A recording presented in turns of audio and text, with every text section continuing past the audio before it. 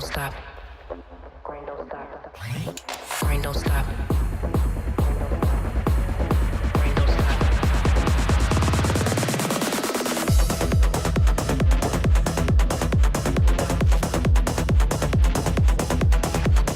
Grind don't stop. Grind don't stop. Grind don't stop. Grind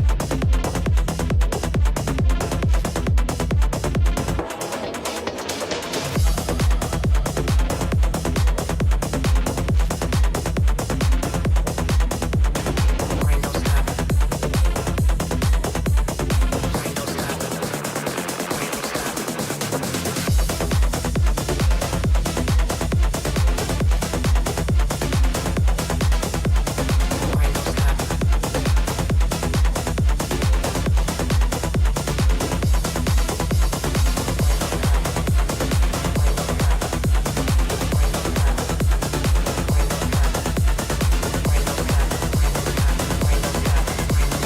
Grind don't stop.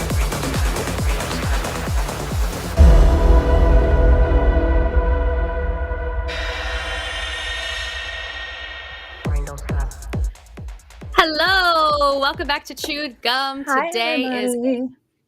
hello. Today is April 2nd. We have Bonnie here today with me. She really wants to be a part of the show Bonnie. today. She's so Um, precious. Thank you, my little chihuahua. I wanted to remind you all that you are welcome to give us a call at 720-619-2288. My name is Alyssa. I'm a sex coach. You can find me on all the social medias at Alyssa Ljub, LJUB, and we can talk about all things sexuality, relationships, and dating. And I'm joined by the beautiful Eve. Thank you. I'm Eve. You guys mostly know me from places like TikTok and Instagram. I make content about deconstruction, life as an ex-evangelical, and I'm excited to be here tonight with Alyssa on Chewed Gum. We always love doing the show together, and well, I'm speaking for Alyssa, I assume, based on No, I our love doing the show with you. It's really so much fun. fun. So I'm excited that we're back here tonight. And yes, we do want to hear from you guys. Also, a reminder, super chats of $5 or more at the end of the night. Alyssa and I will read those out loud together. And so that's another good way if you don't feel comfortable calling, but you want to have a question pop up and we'll chat about it, or just a topic or something maybe off topic that you want to hear. I think the other night someone asked me on Jimmy's show what mascara I was wearing. So Nice. you can put I love anything it. in the super chat. What mascara were you wearing?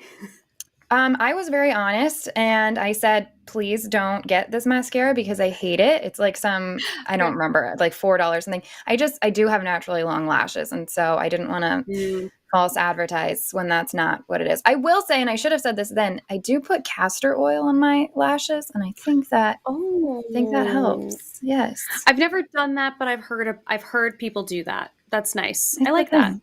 It's a thing. How have you been? We haven't really chatted much since the last time we were on here. I think the last time that we did the show together was like 3 weeks ago almost. Is I that possible? know. 3 weeks? Yes, a whole lifetime. That's crazy. I'm good. I'm preparing for a TED Talk that I'm doing next Saturday. Not this Saturday, the next Saturday. Okay. And I'm like so nervous because I have to memorize so much. And Yeah. you'll love this because it's about how events in history affected the way that women look at their sexuality and the way that we have a difficult time having conversations today. And I go through like a little brief timeline. And the first thing that I say is that in the Bible, Eve creates original sin. We have a woman who creates original sin and damns everyone forever. And then we have that affects things. Conception. Of course. And then we have an immaculate conception from a virgin 14-year-old. So, you know, we start with a bang. Disturbing. Yeah. That's wild. Yeah. That's so exciting. I'm really excited for you, and you're going to crush it, and you have to come back and tell us all about it, and then we'll all have to watch it too. That would be a cool thing too for people to watch, and they can come call with questions they have. 100%. I would love that. Not that much is new. For some reason, I've like hit some kind of algorithmic god on Instagram, and I've gained like I don't know, 60,000 followers in a week, and or more, and it's honestly almost like 100,000 at this point. So that has been crazy. It sounds really cool until you realize, like, my comment section is out of control. My DMs are out of control. So I'm just kind of having to recalibrate. Thank you to everyone for being patient. How I handle the account and what I do with it moving forward. Not much is going to change. That's my goal, is to not change a lot, but still, you know, deal with the growth. But what's crazy is, you know, for every follower I get, somebody who I assume wants to see my content, there's people all over now that hate my content and are like sending me even crazier DMs and stuff. And which brought up something I wanted to chat with you about. We texted a little bit about it on some of my posts that I have about purity culture. Something came up about sex toys and the stigma behind that. And I thought we could get into that a little bit. I feel like going from, at least for me, my experience growing up in purity culture, where I wasn't taught that self-pleasure was even a thing for women. I knew that it was for men because it was so vilified. But I wasn't taught that that was a thing for women. And I certainly wasn't taught that there were like special tools that could help you. And thankfully I had some really cool best friends growing up that eventually were like, hey, have you heard of this? And like, I remember going to a sex shop for the first time and but there was a lot of stigma. And I remember being married and wanting to bring some of that into the relationship, and there being a lot of like anger and jealousy toward a little like vibrating machine. And that was, I didn't understand that, but maybe you have some insight into like the jealousy that can come in, and some of the myths behind that. Yeah, this happens a lot where it's typically a woman who wants to bring in a toy. And a lot of the reason that we do is because most women are not going to finish from internal penetration, and they need some sort of external penetration. So, or external penetration, external stimulation. External stimulation, Yes. So for us, it's a lot easier to get something like a toy and even pair that with the sexual, like the partnered stimulation that's happening, and have both going at the same time. Or maybe you're using the toy first and then it just kind of like speeds up the process. The average amount of time for a woman to orgasm is 8 minutes, which when you think about how long the amount of time a typical person is having sex, the average time is 7 minutes. And we know. Is that it? I know. It's 7 minutes. Okay. Isn't that funny? So that's the average amount of time that people have sex with each other. Penis and vagina penetrative sex, 7 minutes. Okay, is that makes typically sense. what it is. Yeah.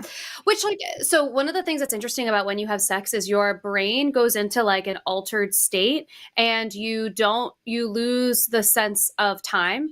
And so you can't really, and all of your other senses are heightened. So your brain is like literally in an altered state, which is kind of cool.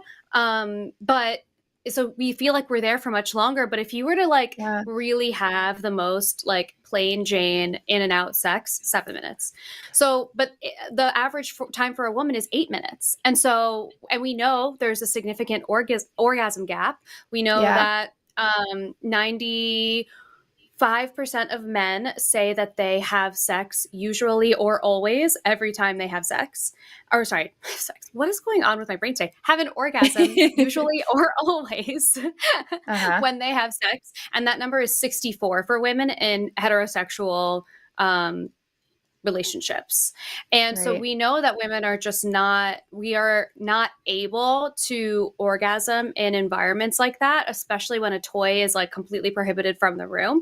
At the end of the day, a toy is a tool. Like, it's meant to help you. And it's the same thing as lube. Like we say wetter is better. Wetter is always better. Why would you not want everything to be much wetter? And there's so many things that go into that. It could be just like you didn't drink enough water in the day, or it could be the point you're at in your cycle. There's so many factors that go into like a successful sexual experience that it's always so weird to me. Like, why wouldn't you take the extra help and like extra fun, like add a little something into the mix?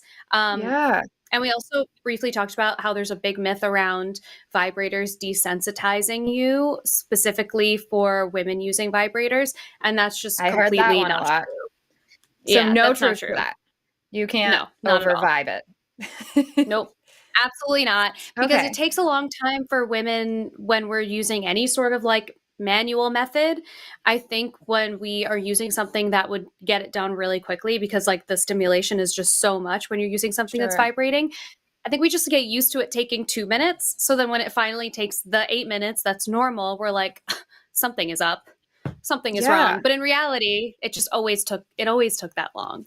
But we got used to maybe something a little faster. But there's no truth to anything vibrating affecting your nerves or whatever. That's a Yeah. complete myth, and there's no research behind that.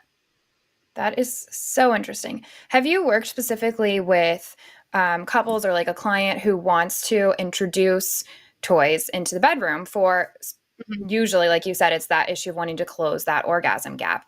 Yeah. If so, have you like what are your pointers for helping people whose partner might feel a bit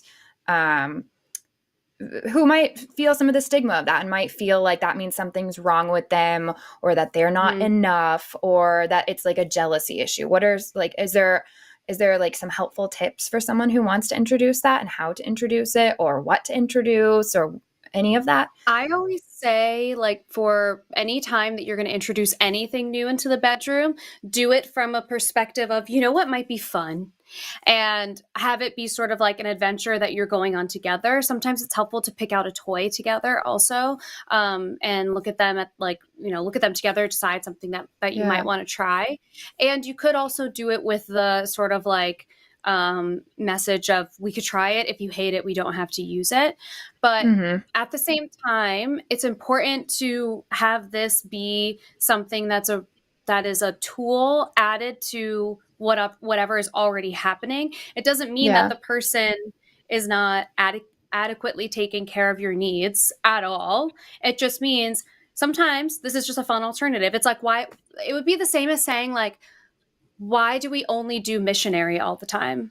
Sure. Like, other positions are also fun. And it's not that missionary won't get it done, but our brains thrive off of novelty, and we need things to be new and we need them to be exciting. It's like one of the things that keeps long-term relationships alive is novelty. And so doing that either in your like dating lives, like going out like on like little dates here and there, or in your actual sex life, novelty is tremendously important, and that's been like measured in research. And so you could even go from a perspective of like, I just want to add something new. I heard that adding new things is really helpful for like keeping relationships fresh, and I think that this might be fun. And I think the more casual that we are in approaching sexual situations, the less charged your response is, which is, I think, the reason why I'm successful in these conversations that I have, to the degree of making it my job. Because if I came to all of these situations and I was really nervous, or I was like, I know this is awkward, but you know, no one would tell me anything. But because I will very calmly explain things, and I try to have everything be as neutral and not charged as possible, it's easy for people to come back and also speak in a really neutral, uncharged way. And it works the same way in your relationships too. So have it be something fun that you're going to try. Put on even if it's like so hard and like borderline painful for you, make it as uncharged and unawkward as you possibly can, to be like, I heard this actually helps relationships last longer, and there's like research and everything, so we should just give it a try. Because it's true. That is a true fact. Yeah. I love all of that. That's so helpful. And if you haven't sent in your super chat yet, I would love to hear what the stigma was around, or maybe there wasn't, surrounding sex toys for using that on your own or with a partner. I think that would be interesting to hear. I did like a little survey on my Instagram, which I'll have to go. Maybe we can check out that later on this evening. But yes, just a reminder, you guys can call in 720-619-2288 if you have questions about this specific topic. Obviously, Alyssa is a wealth of knowledge about this. Also, if you have questions about deconstruction in general or any ex-evangelical issues, if you want to talk about secularism, if you want to talk about purity culture, if you're a theist and you want to tell us why you believe in a God, or why you think purity culture is a good thing, or why you think virginity is more than just a social construct, we would love to hear from you. We do have some callers, though. Are you ready to take a call? I'm ready. Okay, so we've got, I was interested in, where did that one go? Pip from the UK. Are you down for that call? Mm-hmm. Sure. Okay, I'm going to take it. Pip, they, them from the UK. Oh, let's see. There we go. Hi there. You're Hello on the there. line. This is Eve and Alyssa. How are you? I'm doing okay, thanks. I've got a bit of a viral infection at the minute, so I may occasionally so have sorry. to pause the mic to, cough and get rid of that. But I'll try my worries. best to, avoid that. Well, thanks so much for calling. What's your question for us tonight? Okay, so this is something I've been thinking about, for a long time in general, and is that I feel that nudism, or naturism, as it's generally called in the UK, I'll use the terms interchangeably, is an alternative to purity culture that is largely overlooked, both in religious terms and also secular terms. I've been a naturist for most of my adult life, and the general philosophy, aside from just being comfortable nude, is one of body positivity. We are seeing the person and not the body that inhabits it. And most of our, Western culture, at least, it varies elsewhere, but I can't 100% comment on that, always treats the body with a certain level of disgust or reprehension. And I also feel that purity culture tends to spill over in hurting naturists like myself, and because we are a relative minority in terms of lifestyle, we don't often get included in these conversations. Like the last time I went to a family inclusive, naturist event at an indoor water park, it was protested by, a Puritan group saying, "Save our children." And that's some language you might seem familiar. It didn't matter they're sexualizing that there were numerous... Sorry, go on. Yeah, no, that's right. I love this so much, and I'm eager to hear what Alyssa has to say because, as usual, she'll have some amazing education facts to drop on us. But this is so fascinating to me because I was just in Finland for a month with my partner who's from there, and the culture is so different, especially how they approach nudity. First of all, sauna is a big thing there, and families go into sauna together, and nudity is just not a big deal. And for me, growing up, nudity was a really big deal. And it was sexualized, like being naked was being sexual. I grew up in a very religious household. And so seeing that was so interesting. In fact, I remember one night we're watching TV. It's at 7:00 at night. This is not some weird, this is cable TV. And the show comes on, and I can't remember what it's called. But basically the premise is that everyone is naked, and this girl is deciding who she's going to date, just seeing them naked. And I'm just oh my God, there's penises everywhere, all over the screen. And I was are you guys allowed to have this on TV? That would never fly over here in the States, but it's not sexualized, and it wasn't done in a sexualized way. The show was so interesting. I loved watching it. But yes, that is, I love this point. I think I love your way of saying that.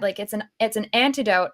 It's an alternative to purity culture, this desexualizing of our bodies and just accepting them for what they are. And I think that's so beautiful. I don't know how we resolve that over here in the States, because it's so ingrained in our culture now that being naked is something to be ashamed of or to sexualize. Those are the extremes I see of that. But I want to hear what Alyssa has to say about this. I would also like to know how we could do that in the US, because it's so there are times if I'm wearing, I live in a suburb above New York City, and it's not everything is very spaced out. It's kind of older people, but it's not very conservative. I don't know what the deal is. One time I went to the grocery store wearing a kind of a shirt like this, where it's not an oversized t-shirt. It's a fitted t-shirt and sweatpants. And I think there was maybe 3 inches of my stomach that was shown. And I got looks, and I was this is really weird. this is really weird because I'm fully clothed aside from this little part of my belly. And I was like, this is really strange. But I think you're right that it has a lot to do with the way that we sexualize bodies in general, but definitely in westernized culture. One of the things that I don't know a lot about like nudism in terms of like how the effect that would have on our sexual outlook. I would assume that it would be really beneficial because we know that calling our body parts by the anatomical correct name drastically reduces the likelihood of sexual assault. And it also increases the rate at which sexual assault or inappropriate behavior is reported. And a lot of that has to do with like, if you call your genital area like your private parts, that's not specific enough. It's not specific enough, especially for kids. And so like, you know, especially because when you're a kid, like you need help with things like going to the bathroom and all these like these things. So we know that it's really important to use anatomical language, but that also helps with creating bodily autonomy for the future of these you know, now kids, but as adults they'll be able to have ownership over their bodies. And I would imagine in a community where bodies are being embraced, that ownership would be so impactful, and there would be a lot more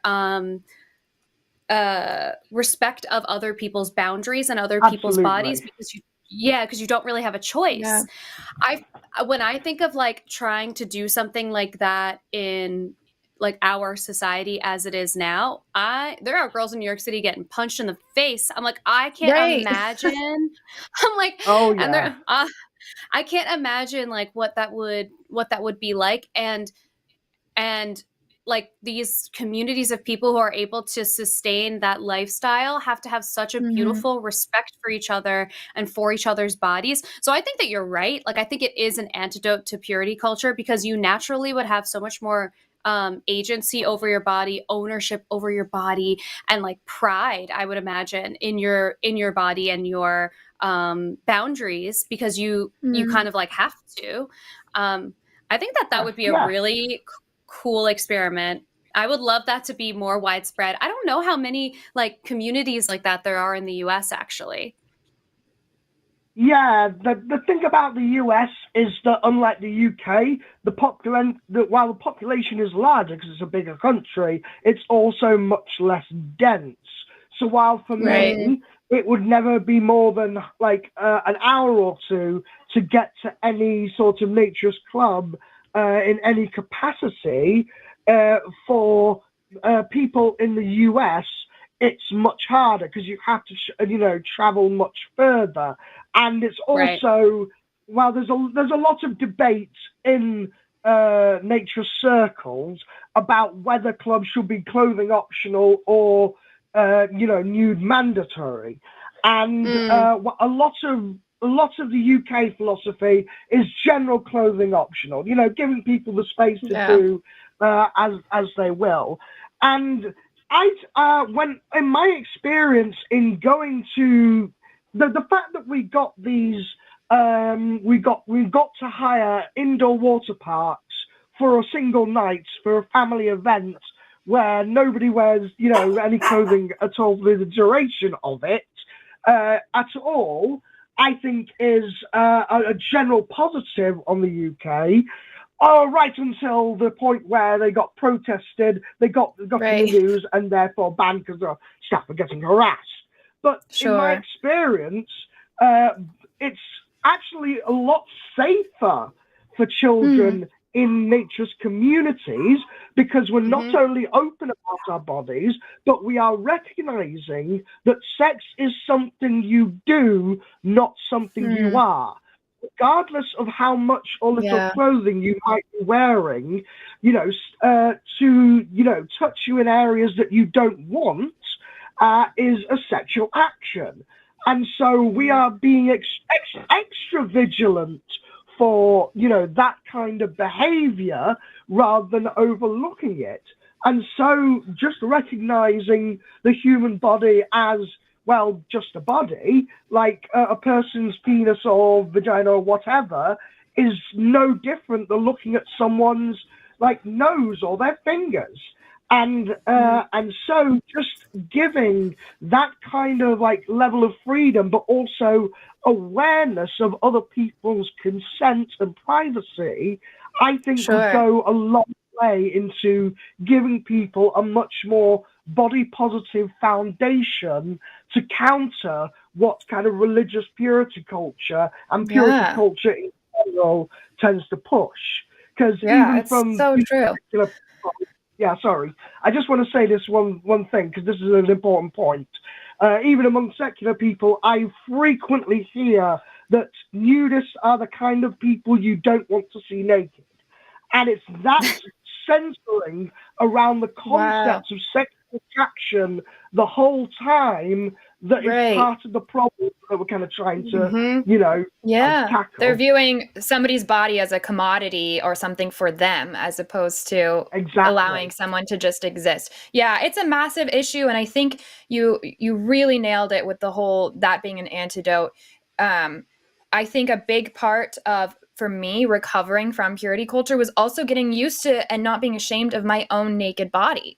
All the way back to Garden of Eden type shit, just not feeling embarrassed and not feeling apprehensive and just accepting myself and not feeling like I have to only be some sexual object. Like I can just be a body that exists. And that has changed a lot for me. So yeah, maybe some people hearing this will be inspired to get more comfortable in front of the mirror and spend some time in the nude. Thanks so much for calling, Pip. This was a fascinating take. Sorry, go on. Oh, no, it's okay. Just wanted to thank you, and thanks for calling, and love hearing thoughts like these. I always love hearing perspective from people outside of the States, too. Yeah, it's been an absolute pleasure talking to you. But just before I go, this is probably implied, but I just want to say it out loud anyway. I consider naturism/nudism to be a welcome mat in terms of philosophy rather than a mandate. I want people to be more in control of what they do with their bodies rather than, taking any one direction in feeling better about said bodies. So that makes sense. Yeah, totally. Yeah, Thanks so much, Pip. It was great chatting with you. Thank you very much for the conversation. Bye for now. Hope you have a great day. Bye-bye. Bye. But I've never thought about that, and I think that that's so smart. I never really thought about like how a nudist community would actually, it makes sense. Like if I think about it for even 3 seconds, it makes sense that would create such great personal boundaries because you have to respect each other. And it's just such a wild thing to even think about, because even when I'm going into the city, like I lived in the city for like 10 years, and I was always so confused about the girlies. I mean, I'm proud of them, but the girlies who would like dress however they wanted and would wear like little mini skirts and whatever. And I was like, I'm always so scared. And I wish I could do that, but I'm freaking petrified. Yeah. And like, well, before the show where we were on here, and I was like, wait, I need to put something on over this because the comments are going to be obnoxious. And it's really frustrating to have to think through that lens. Whereas if you already have no clothes on, which we're not advocating for us doing this in the nude, but if you already have no clothes on, it kind of takes away that element and that, it makes it even, it really does. I think I remember a huge moment for me after I left religion. I stopped believing, and I actually had, this is like a long story, kind of short. I had an ectopic pregnancy. And so I had just had emergency surgery, and I have a massive scar still. It's like a C-section scar, basically. And I remember just feeling like I already had not felt comfortable with my body because I had been taught, that it was evil and wrong. And my body had always just been like sexualized, or I had to keep it hidden. And those were kind of like my two options growing up. And so now I had this whole new issue where I had this scar and I have to like get to know my body again.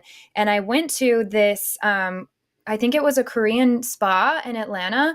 And there's like a room where it was just women and children, and everyone's naked. You have to be naked to be in there. And there's like all these different pools and showers and stuff. And you can get like a scrub down. And I remember feeling like, oh my God, if there was a heaven, this is what it would be like. There was every kind of body represented. I saw multiple C-section scars. I felt so like relieved, and there was no judgment happening. There was mothers nursing their babies. There was, I mean, just everything, every age. And that was so freeing for me to just have like this moment of acceptance. Like, look at all these amazing women, and none of them are like actively, outwardly anyways, worrying about their body. They're enjoying their time. They're just existing. And I think that is something those of us who have come out of purity culture, and even if you've just grown up in the States around that, we've never had been able to be in touch with that part of ourselves. When you were explaining what that experience was like, when you were explaining what that experience was like, going into that room and like feeling like, oh my God, if there's a heaven, this is what it's going to be like. I literally got chills thinking about that because just the freedom of like, of people just embracing their bodies is like, all I want is for people to feel like their bodies are theirs, and that their potential for pleasure is theirs, and that they can really like run with that. It's just so like liberating and beautiful. And it's hard for like, even being a part of this industry and knowing that that's what I want for other people. It's hard for me a lot of the time too. It's hard for everybody. It's just an ongoing uphill battle. So like thinking about what that would be like to be in a room with just women and children, just like living. That's like, I feel like that's what like Renaissance paintings are. It's just like women and children. Buck naked, but except it wasn't heaven, it was Atlanta. Right, exactly. Close enough. Oh, man. Well, do you want to check out the call list while I remind everybody about our shows that we have coming up, and you can figure out which call we're going with next? So you guys, just a reminder, we have the Hang Up tomorrow night. If you guys aren't sick of me after tonight, I am coming back with Matt Dillahunty, some guy that is on these shows sometimes, I think. And we're going to be taking calls from theists. That's tomorrow night. Then we have on Thursday, Transatlantic with the beautiful Arden and Dr. Ben. On Sunday, we have the Sunday show, which is going to be with Matt Dillahunty. And I think it's the first episode of After Dark Sunday show, and that's going to be with Jimmy. So hopefully you guys tune into those. Those are all going to be amazing episodes. Tomorrow night, I really hope you guys tune in. And if you're a theist, I want to hear from you. I know Matt wants to hear from you as well. Maybe he doesn't. He does. We want to take your calls. Also, just a reminder, if you guys haven't checked out the Patreon yet, please head over to that. I have it written down because I should have this memorized. It's patreon.com/calltheline. There's a lot of exciting things on there. I think Alyssa and I are going to have some stuff coming up on there eventually. So go ahead and sign up. And yeah, we'll take a caller now. Who are we going to chat with, Alyssa? So you were talking about wanting to talk to theists, and there is one actually on hold if you would like to have that discussion. Let's do it. Let's chat with a theist. All right. This is David, he, him. Hi. Yes. Hi. Hi, David. How are you? What's your question for us tonight? What? Pardon? I didn't catch that. What's your question for us tonight, David? I mean, I don't really have a question. I'm just here to discuss, sex and this topic that you presented from my perspective. Which topic specifically?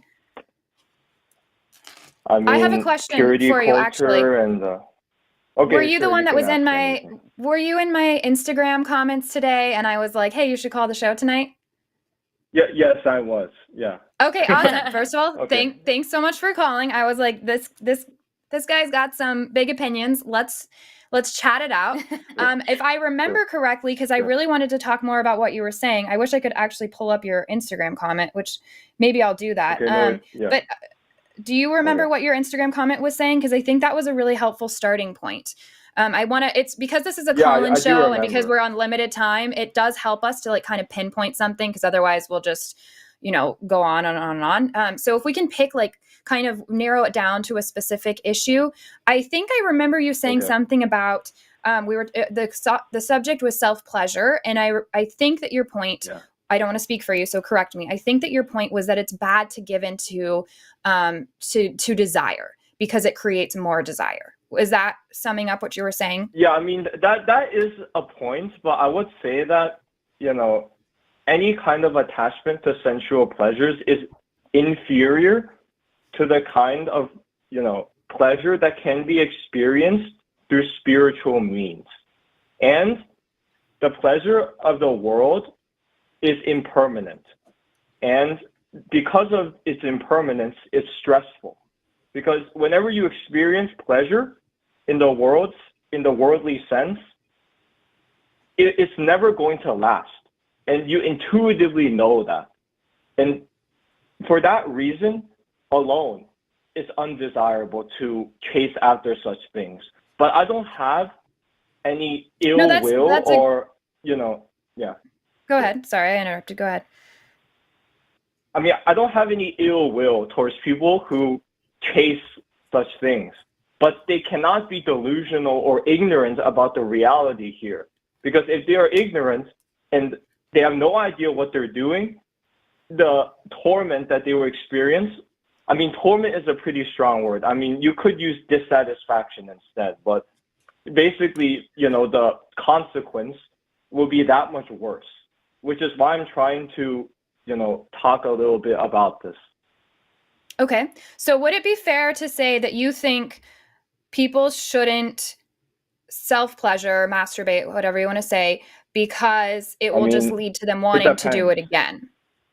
So here's a couple of problems off the bat that I have. The idea that, you said that spiritual pleasure is better than worldly pleasure. Yes. But we would have to, to get into that topic, you would have to prove that there is such thing as spiritual pleasure versus actual pleasure. And I don't know how you would do that. The problem with that is it's an internal experience. Like when I meditate or I do some practice on my own, I experience pleasure within my body, right? But this. So my question for you is, does that end? That's a great example. So when you meditate and you experience what you would call spiritual pleasure, does that eventually go away? Sure, it does end. Because that pleasure is not the goal. And then, Leah, let me finish my point. And then after that, do you want to experience that pleasure again? Not really. I mean, that's another hindrance. Because the point is that pleasure is just a motivating factor to arouse more energy. Because the ultimate goal is peace beyond pleasure and pain, beyond bliss and torment. It's complete and utter equanimity. That's the goal, right? Right. So here's the problem the other problem I have is that we know, and Alyssa can help me out here, we know that self-pleasure is good for your physical health. And also sexual pleasure in general is really great for romantic relationships and partnerships with someone, especially long-term. You kind of are relying on that in your relationship unless you're asexual. And so we know that it's good for you. We have data that shows that. Same as we know a person, and this is not to say that sexual pleasure is a need as much as food, but if I eat lunch, I'm going to be hungry again for dinner. And that's normal. And that is how I biologically work. So if you experience sexual pleasure, hopefully it's good. And hopefully you want to experience it again. And that's going to increase your physical health, your emotional health, your mental health. Now, nobody's advocating for addiction here. That's a whole nother separate issue. That would be like if we're on here talking about healthy ways to eat, and then we're saying that you should be unhealthy about it. That doesn't make sense. That's not what we're doing here. So the place that we're going to have a disagreement is that your subjective opinion of spiritual pleasure is better than any other kind of pleasure, because that sounds like that's just your opinion and you don't have anything to back it. And if that's how you feel, I want you to experience pleasure. And if that's more pleasurable for you, you should absolutely do that. Do you think that other people should have to adhere to what you do? Or are you just saying you just personally don't find it to be as pleasurable as meditation? I mean, the thing about that is, if somebody has determined to, achieve the end of suffering, right? And to actually dwell in a place without pain, without sorrow, then yes, you cannot engage in these, vulgar and base pleasures, right? But if you have not, you lost me already. So you lost me already because two things where you lose me. Number one, I think one of the most beautiful things about life is that things do end. That's what adds value. If I just continually had one massive orgasm my entire life, I don't know that I would actually really like that. I really love the dynamics and the nuances in life. That issue. I have seen it, and it's like not that fun. and so I love that things change and that there's nuance, which I also have to because I'm a human, and that's part of life. That is absolutely life. And I'm trying to remember what my second point was because there was something else you said that I really wanted to address. Anyways, we can leave it at that part and you can continue. Or maybe we might want to ask Alyssa what she has to say because I'm sure she has got something good. But that's another problem is that I can't agree with you on that. I can't agree with you that the goal in life is to end all suffering because I don't think it's possible. And I actually like nuance and change. Yeah, I think I agree with the vulgar. With that's and I would love. Sorry, Alyssa, can you hit on that? Go ahead. The calling sex and pleasure vulgar. I'm not sure where that's coming from either. I mean, what I mean by that is it's an unrefined sort of pleasure, right? It's according a basic to what sort of pleasure. According to but that's according to your opinion. We also it's not an when opinion, you though, because it's I'll tell you from levels the of pleasure. Okay, sure. Hey, we'll hit back on that. Let's let Alyssa say this. So any sort of sexual pleasure is good for you. You're able to release a tremendous amount of stress. It decreases anxiety. It decreases depression. It can increase the connection that you have with someone. If you're engaging with a partner, it can increase your confidence. It's really good for your brain. It gives you all of these like happy hormones and helps you connect with others, helps you connect with yourself. So what I also think is interesting is you're talking about spiritual pleasure. And in the very beginning of this show today, I was talking about how our brains enter an altered state when we are engaging in sexual activity. Yeah. So that altered state is actually like when they measure it on a brain scan, similar to the altered state you have when you're meditating. So there is a similar, your brain is in a similar space when you're meditating and when you're in like the throes of a really involved sexual experience. So there's no part of course, meditating and having sex are absolutely different things, but they are a big function of who we are as human beings. We experience sexuality. There are parts of our bodies that are purely their only function. The clitoris, its only function is sexual pleasure. There's no other reason for that body part to exist. And it's there. And it's a large part of the vulva for women. So there's no part of that would imply to me that it shouldn't be used and it shouldn't be enjoyed to the whatever degree that we want to. All of this should really be about being at choice. If you decide that any sort of sexual pleasure just doesn't feel gratifying for you, then, you are at choice to make that decision, and that's totally fine. But there should be no hierarchy of what types of pleasure are better or worse, because for people who feel very hurt and feel very disconnected to any sort of spirituality, that doesn't mean that they have a lesser quality of life. There are many other types of pleasure that you can experience. Like we can, there are things that we can do that are mindfulness practices that boost our pleasure experiences across the board, like mindful eating. If you ever have a strawberry, for instance, and you note the color, the taste, the texture, and take your time taking a bite of it, think about where on each piece of your tongue it tastes different. Eating that strawberry will be the best freaking strawberry you've ever had, David. It'll be amazing. And that's a pleasurable experience. And we are all so entitled to that as part of our just human experience.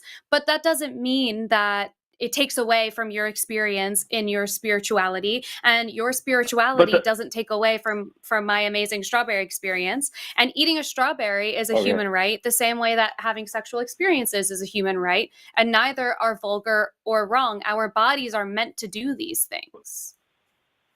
Okay, but maybe I used the wrong word, but what I meant by vulgar is that it's attached to a sense object, right? Which is necessarily impermanent. while the higher levels, the more refined levels of pleasure can be achieved without any external stimulation whatsoever. It's a purely internal experience that you can tap into whenever you want. So But why even do you know- exit meditation, David, I mean, that's I have that's I have a quick thing. personal experience, you know? Sure. So David, orgasms also your biggest sex organism. Saying Okay. orgasm and organism at the same time is really hard. The tongue twister. Is your brain. Orgasms happen in your brain as a result of neurological Okay, responses. sure. So your brain is recognizing a certain touch and it's igniting all of these, like all your neurons are firing and you have an orgasm. It happens in your brain. So it's bizarre, I think, to talk about one experience being more refined than the other when all of them are just happening in your brain and just firing off some different pieces of it. I mean, do you And the only agree that difference- having to depend on external object or external experience to achieve pleasure is less desirable than being No. able to achieve that? No, because David, Okay, I mean, that's what the disagreement is then. Because but if you think clear about to people me who that are in solitary confinement, sure. they cannot survive in that environment. Like if you put somebody in solitary confinement, you depends, fuck though. with their brain, and because you need external biologically stimulus. we need Okay. people. We need that's like part of the human experience is accepting our humanity and enjoying what makes us human and interactions with others, interactions with our own body. You would have to this is another interesting point. I think the issue here, the key issue is that you believe in some kind of spiritual world and we don't have any. That's a whole nother topic, which we could have gone that way with the call, but that might actually be better for tomorrow night. I'm going to be on with Matt. And if you want to call with your evidence for us, do you believe in a spiritual world or like in, I'm trying to understand, you're a theist, so you believe in a God, is that right? Yes, but I can describe what I believe when it comes to that, but sure. I mean, it's not a very, orthodox view of God, but yes. No judgments there. I think that's another interesting topic, which I would love to, if you want to call back on this show sometime, because that would be a whole nother thing of what is your evidence that you have that even exists? Because Sure. I don't think it does. I think that all we have, because it's all we have evidence of, is what's happening right here and now. And Alyssa's making some amazing points about it's all happening in our brain anyways. So there are people that can orgasm without any external stimulation. That is a thing. So I don't think that makes it vulgar or I think one of the purest things is being but human. I'm not saying that it's bad. I'm just saying that it's base. It's coarse. That's what I'm saying. I'm not saying that it's bad. I'm not making an ethical judgment about whether that's good or not. Sure. Yeah, I don't feel like you're moralizing it, and I do appreciate that. But I do think that there is an element that we're not going to line up on here because I don't believe that there is something higher. I don't think there's like this hierarchy of some sort of spiritual pleasure because I don't think spiritual pleasure exists, at least not in the way that I would use those words.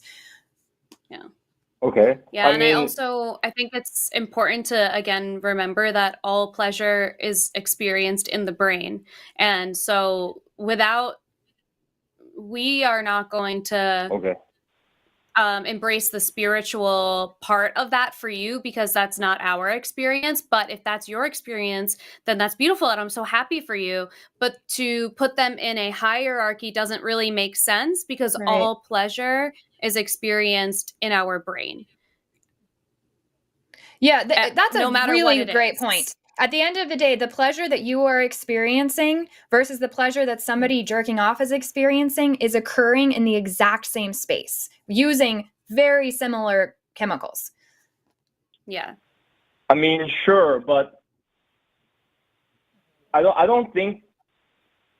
I mean, I need to sort of organize my thoughts on that materialistic view, but I mean, the thing is, I still believe that if you can achieve the same level of pleasure and have it last far longer, in this case, without an external object, how is that not objectively more desirable than something that lasts only 5 seconds or less, for a man at least, and requires external stimulation? Like, I don't understand how you can make that argument. The lasting only 5 seconds, when you have a sexual experience, I mean, like, orgasm itself only lasts that long. So how is that worth all of the effort that you have to put in to achieve that, when you can achieve that within your mind without any external thing to do it with, you know? Or so there are other parts of sex beyond orgasm that are good for you. Like, even if you aren't orgasming, being able to stimulate those parts of your body, it's still good for you. And you also experience the after effects of things like orgasm and sexual experiences for long after you actually have them. Like, if you even think about anytime you've had like a sexual experience, if you have had one with a partner that you really love and care about, the closeness that you feel afterwards will last you much longer. Is that closeness not a sort of attachment, though? Like, if that person died, would that not be a cause of sorrow for you? Absolutely. And the goal of course. Yeah. The goal of life is not to. But right? David, the goal of life is it's not another one of my points. Okay. But David, I mean, so the goal. Okay, sure. So David, can I finish my thought? The goal of life is not to avoid pain and suffering, because that's impossible. It is going to happen. Okay, but no matter what. But I'm not saying that you should avoid. David, okay? I'll pass. Because I'll avoidance pass doesn't solve the David, problem. I'm gonna have to mute you in a second, but let me finish what I'm saying. So here's what I'm hearing. It sounds like for you, maybe self-pleasure is not that great. You enjoy meditating more. And I think that's whatever you enjoy is amazing. There are people that are asexual. There are all kinds of other things. And if you've achieved something that you enjoy more, that's great. My issue, and why I invited you to talk tonight, is that you were in the comment section on my Instagram, and you were basically asserting that people shouldn't be told that like self-pleasure is this great thing to do and achieve, because that was the message of my Instagram post, was that there's not anything wrong with self-pleasure, that it's great, that it's healthy for you. And I think that it's amazing. I think if you want to say, hey, like, self-pleasure is great. Also, I found that combining it with spirituality, or I found personally that spirituality is better for me, then that's fine too. But the majority of people find a lot of pleasure in sexuality and exploring it and self-pleasure, and to criticize that or say that you're experiencing something better, you have no idea. It's a subjective thing. It's maybe better for you, but you don't know if that's better for that person or not. And if somebody's enjoying something and it's not hurting themselves or others, then speaking out against it feels really self-serving, and like you're taking your own subjectivity and projecting it onto others. I mean, I believe that there's an objective standard for whether something, is desirable or not, right? I don't think that's What's that standard? Well, it is totally up for debate. This is a call-in show where we love to talk about that stuff. So what is your? Sure. I mean, what is your what is the objective? But the reality is not up for debate, right? But it is. I mean, the reality is that something's either based on reality or not. But my question for you is, what is your So what is the objective standard for pleasure, and how would one measure their pleasure experience to that objective? I mean, the goal is not pleasure at all, right? I'm just saying that. But you just said. I mean, you have rejected David, this let's stay on track. hierarchy of pleasure, but sure, okay. David, you just said that pleasure, that there is an objective standard for it. And maybe I'm misquoting, and we can go back. But from what I remember you just saying, maybe I misstated what I was trying to say. But I was just trying to say that there are things that are skillful and there are things that are unskillful. And to say whatever somebody decides to do, like no matter what they do, as long as they're not explicitly infringing on another person's rights, that is a skillful thing to do. I don't agree with that. There is an objective, uniform standards for what is effective and skillful and what is not. Because some things lead to lasting contentment and other things lead only to stress and fleeting contentment. Yeah, right? but That's what I'm sex trying to leads say. to sex leads to a decrease in stress and a decrease in Right. anxiety and a decrease in depression. So I don't know what you're But talking that's about. not true. And also, there are plenty of things. It is true. We It know is this. true. There's though. research. It- It is David, true, I'll give you David. this. Think It's about not. it this It's not way. true. So, David, pause real quick. It's not true for every single individual. You're right. For some people, sex is more stressful and they don't enjoy it. That is very, very rare. And we have data and studies that Alyssa knows all about to show us that. Just like for me, there are certain things that stress me out so badly that my sister is amazing at and she can handle, and vice versa. So there is subjectivity when it comes to stress levels, when it comes to pleasure. And unless you have evidence of an objective source, which sounds like a call for tomorrow night, then this is basically just you saying this is my opinion and you have nothing to prove.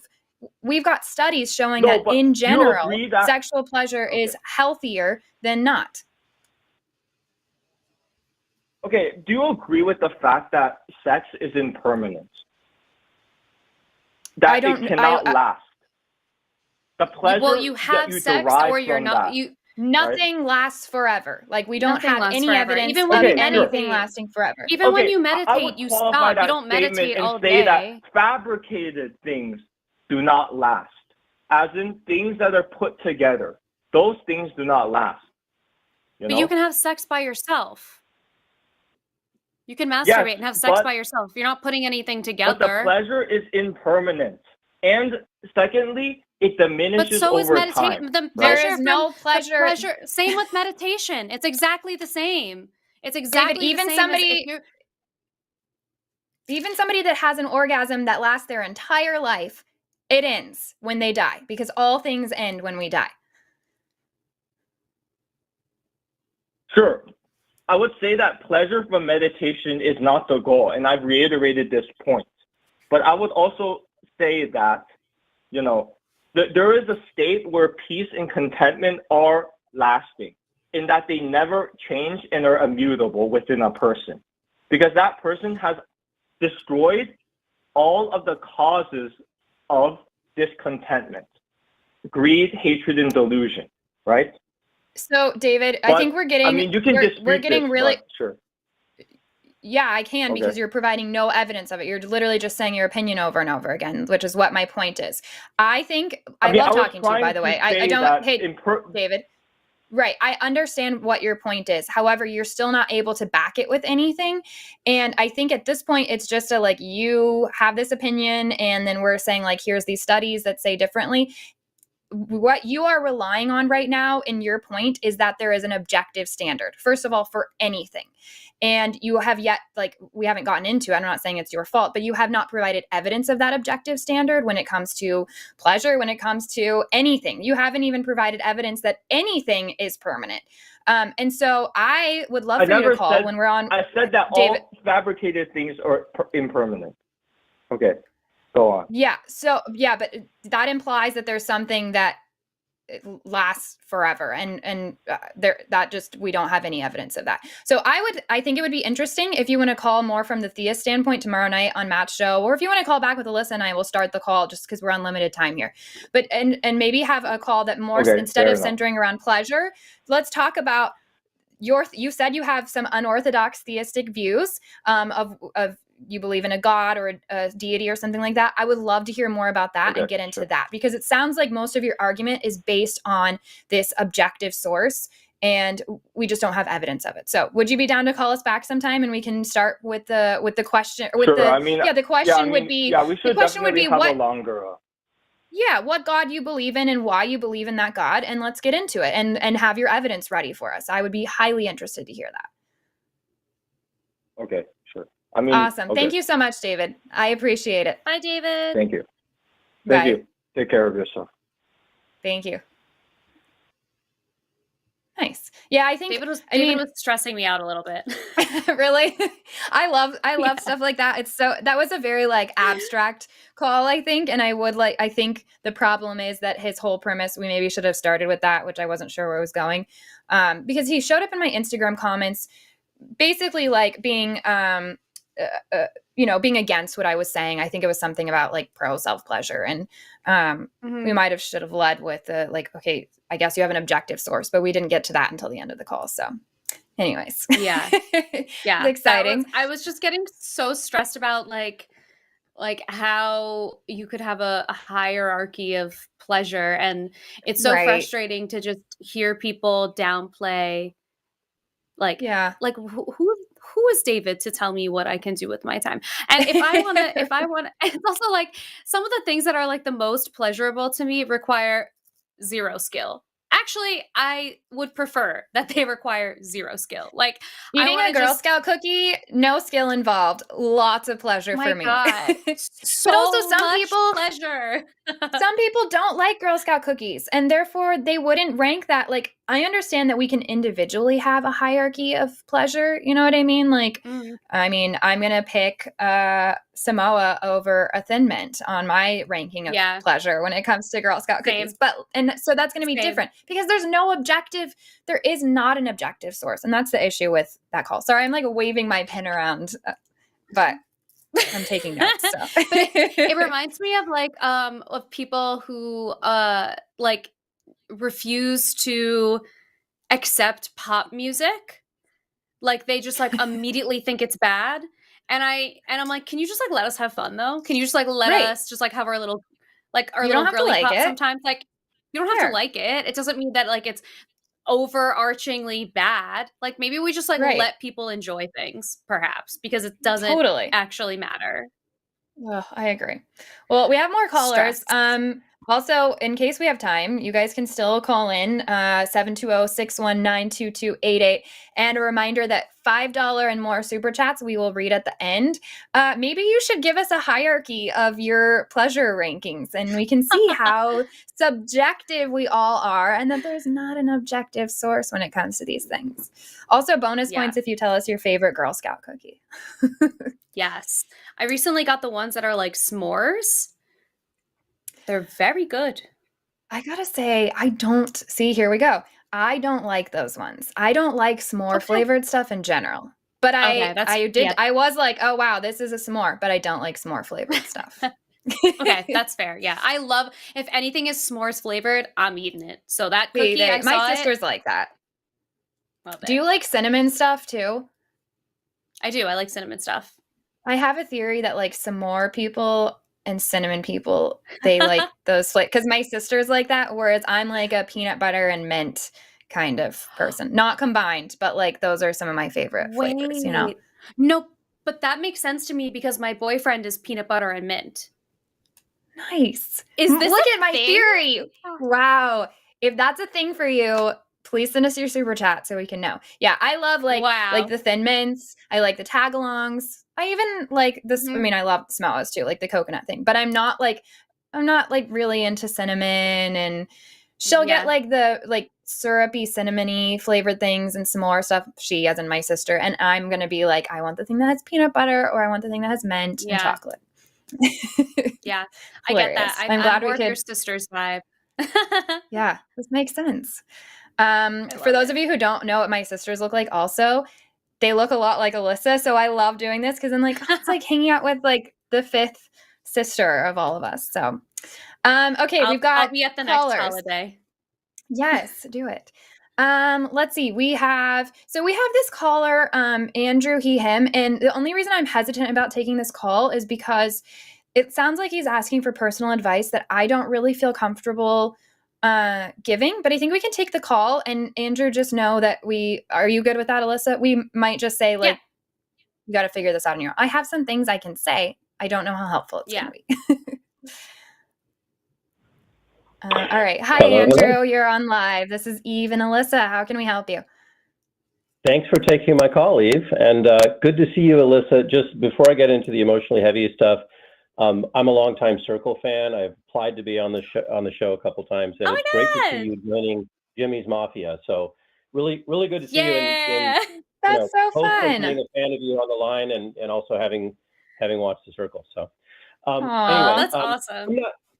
I'm not like super at sea here. I'm not really necessarily looking for advice, but I had something like emotionally conflicting happen to me recently, and I'm using various forums to bounce, the ideas off it. And I think you guys are like a perfect forum to kind of, get a reaction, kind of see how it sits with you and so forth. And I will give a trigger warning for domestic violence and SA. I'm not going to be graphic or anything like that. It's just the fact that it happened. Sure. So I also want to just be totally, honest and disclose that every name that I'm using this is a pseudonym, including my own. So normally I would call under my own name and all that, but I just want to be clear and awesome and honest about that. I'll try to keep the background short. There's a friend of mine. He and I started a business together, about 12 years ago. We ran this business together. The business kind of fizzled out. But in the meantime, he and I became very close. And I was with him when he married his wife, Persephone. And then, they got to the point where they divorced. And then he started dating this other woman, Ellen. And, eventually they got engaged. Since the pandemic, we've kind of like drifted apart and our lives haven't been in the same spot. So I haven't seen him a lot. But fairly recently, I ran into Victor and he told me this story. And he said, hey, you know that Ellen and I broke up? And I said, well, I didn't know that. I'm sorry. She seemed great. And he said, well, yeah, about that. She told me, and I didn't really get the context of how this came up, but she apparently blackmailed him and said, unless you give me a large amount of money, I am going to report that you sexually assaulted me. And, that just like knocked me for a loop. And he said that he refused to pay. She did do that. He spent a lot of money on lawyers and court fees and such, and he got out of that. So I left that meeting and thinking, wow, that happened to him. Like I had really thought that was a terrific woman and I couldn't see this happening. And then I started, as I separated from that conversation, I started thinking, it's like, like I feel like I know this person really, really well for a long time, but how well do I really know them? And I know that, we're supposed to listen to women when they say things like this. I've also not spoken with her. And then I remembered that the part of the occasion of the breakup of Victor's marriage was that his wife had told him and a therapist that she didn't feel safe with him, that she felt like he was aggressive or maybe somehow abusive. And so all this stuff started going together in my mind. And I just, since then, I've just been very conflicted. So he's not very much in my life these days, but I'm trying to do these very fine distinctions where, well, I can support him as a person, but not necessarily support his actions, character, or behavior, because I'm getting now conflicting signals. Like I no longer know if this person who I was close to is a good guy or not. And that's, since I'm not really deeply connected with any of these people anymore, that's kind of where I think it needs to end for me. But I just, so I guess I'm looking for thoughts, feelings, reactions, any, like, not, you don't have to feel like you need to advise me, but sure. Yeah, that's my situation. Alyssa, do you have something off the top of your head you want to say first? Well, I'll say that we know it was like 64% of sexual assault cases are not reported. So we have an idea of how many could potentially be false. And they guess that that's between 2 and 8% could be false accusations of sexual assault. It really doesn't happen very often. And we know, and I'm not pulling these all off the top of my head. I did look these up because your call was the first one in. And I was like, I just want to make sure that I have all my numbers right. So I'm not like a savant and know all these numbers off the top of my head. I have the same notes as you. There's also, it's 1 in 10 women in a marriage will experience sexual assault, 1 in 10, which is pretty high. So my first thought, which like was just from the very quick note that, you know, the very general part of the situation was, it feels unlikely that she would be lying. The thing that's interesting though is the blackmailing. Like that's kind of the only thing that I can think of is without the full story. Right.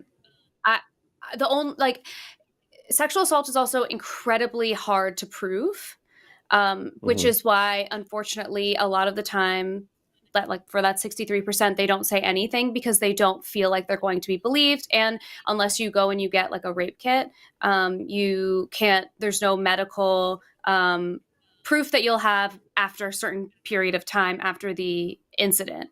So going through the legal portion of it is also interesting because I wonder, would you really pursue the legality of it if you didn't have some form of proof of that? I think it's a tough thing too, because in my training, I am also trained to accept a potential client who has sexually assaulted people. And so I have to also be okay with unpacking some of why a person would do that, like kind of pathologizing a little bit with this person. And that requires me to release some of my judgment. And my point in saying that is not every person who is an abuser is immediately a bad person all around and could be struggling with some really, really significant demons, for lack of a less religious term, could really be struggling with some really significant things, and is looking for ways to find support. Like there are people who have, actually there was a documentary like during the pandemic maybe, and there was a guy who was a serial, I keep saying like the full thing and I need to say essay, but a serial essayer, and he had a lot of empathy in those situations and verbalized to these women he didn't want to do this. And there were times where he actually stopped midway. So my point in saying that is, I don't think that that you have to like question your judgment about who this person is as a friend. Of course, people also have skeletons and they have very many layers, and who they are at home is not necessarily who they are, and who they represent themselves, how they represent themselves in the rest of the world. At the same time, I'm inclined to believe the women, mostly because I would be shocked that she would pursue something like blackmailing or any sort of like legal action if she didn't have any sort of like proof to do that. And he also had this other wife who had said that she didn't feel totally safe around him. I think you already are sort of separating yourself from him as a friend. So I think your instinct is right. Like, okay, maybe this person is just not really someone that I need to have in my circle, because if this is something that he's doing, maybe not someone you want to align yourself with. But I wouldn't get too in your head about like your judgment of people. And yeah, I don't know. This is a really tough situation. Yeah. Andrew, I'm so sorry, first of all, that you're going through that, because I think that can be really shocking, to feel like you know someone so well, without sharing too many personal things. I've been in a similar situation, except I was the woman, but I didn't report anything and I didn't really come out with a lot, because the few people that I did trust with that information didn't believe me because they knew the person so well and they would never do that. And that was really hard for me because I understood. I was like, trust me, I was just as shocked and upset. And so I don't know that we can help you with this individual situation, because who knows what happened here. And I like to trust that the court system handled it well. I have no idea. Clearly that doesn't always work out. There's a reason I didn't report what happened to me. But I do think that the story is a good reminder for others that you don't ever know someone that well. And that's why women are so careful. That's why women are so apprehensive about men, because you really don't know what you're dealing with and what can happen behind closed doors. And I think it is good to be skeptic in all areas of life, and even when it comes to the character of a close friend. And like Alyssa was saying, people are nuanced, and there are all kinds of things about people, and people can be an absolute monster, or people can perform a monstrous act that they learn from and work on themselves, and they become a better person and they make amends. But yeah, that's just a really tough situation, and I'm so sorry. And I think for you, the best thing you can do is maybe just acknowledge that that's a hard thing to experience. The character of a friend maybe being something different than what you thought. And I also really appreciate that you didn't just go fully with your first instinct, which is that, oh, well, he for sure didn't do it. And you didn't even, you use some critical thinking in that, like, wait, I remember his ex saying that he wasn't, stuff like that. Because even for me, it's nice to hear another man, like, hear about his own friend and be able to apply a little bit of critical thinking and say, there is a chance, like, maybe I don't know this person that well. So yeah, I don't know if any of that's helpful at all, but I think it's a good reminder. And for people, even these statistics, that I love a good number. So like Alyssa was saying, a very small percentage are false reports. And more importantly, so much goes unreported. I don't think there's a clear-cut answer for you other than remembering that when dealing with situations that come up like this. Yeah, thank you for pulling up those statistics. That is a new piece of the puzzle for me. Yeah, we like a good number. Yeah, a good number. Yeah, hard facts are good. And I'm absolutely not, like, I have a therapist. I'm not looking to you guys for therapy. Mostly just kind of bouncing something off of people who are, first of all, are, people with vulvas, and secondly, people who have kind of experience in this space. And, a lot of your thinking kind of goes along with some of my thought processes. And mostly I'm looking for, are there things I haven't thought about, or are there things I missed? And, the statistics are definitely helpful as well.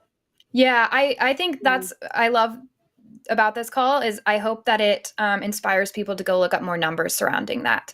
And maybe that would be great for you to do. There's a bunch of studies. I mean, the first thing you Google, it will come up. I think Planned Parenthood also offers some resources that point out a lot of those statistics. But yeah, I think refreshing your mind on those things, or learning for the first time, can also help. I think that's great for other people to go do before they get put in this situation, so they can maybe have that in the back of their mind if they ever do have a friend come to them and tell them that something's happened to them, so that they can respond in a way that they feel they won't regret. But I really appreciate you calling with us tonight, Andrew. Yeah, thank you. This was really interesting. Thank you for being there, and thanks for doing the show. I've been listening to line shows for quite a while, and this is the first line show I've actually called. So, thanks for calling us. Awesome, good to hear it. Well, call back anytime. Have a great night, Andrew. Anytime. Bye, Andrew. Bye. Bye. Bye. Oh, Andrew seems like such a delight. I'm so sad that he's dealing with that. Yeah, that's not tough. Great all the way around. It's a very tough situation. Yeah. We've got a couple more callers, or I don't even know if we have time for all. Let's at least get through this next one. Are you down for that? Sure. Which one is this? Virginia? Virginia, yes. Okay. Hi, Virginia. You are live. Maybe. Let's see. Oh, wait. Oh, there we go. Virginia. There we go. There? Okay. Can you hear me? Hi. Yes. Yeah, you're live. This is Eve. And Alyssa. Oh, okay. Good. How are you guys? Good. How are you tonight? What's your question for us? I'm well.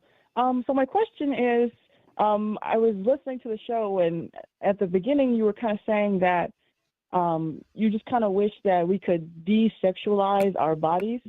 And so when you say that, do you mean that there should be no sexual connotation with our genitals at all?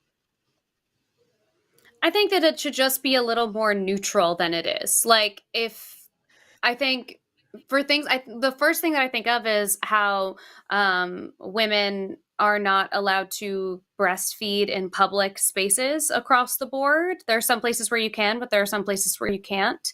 And in that circumstance, a breast is being really sexualized when in reality it's just feeding another human.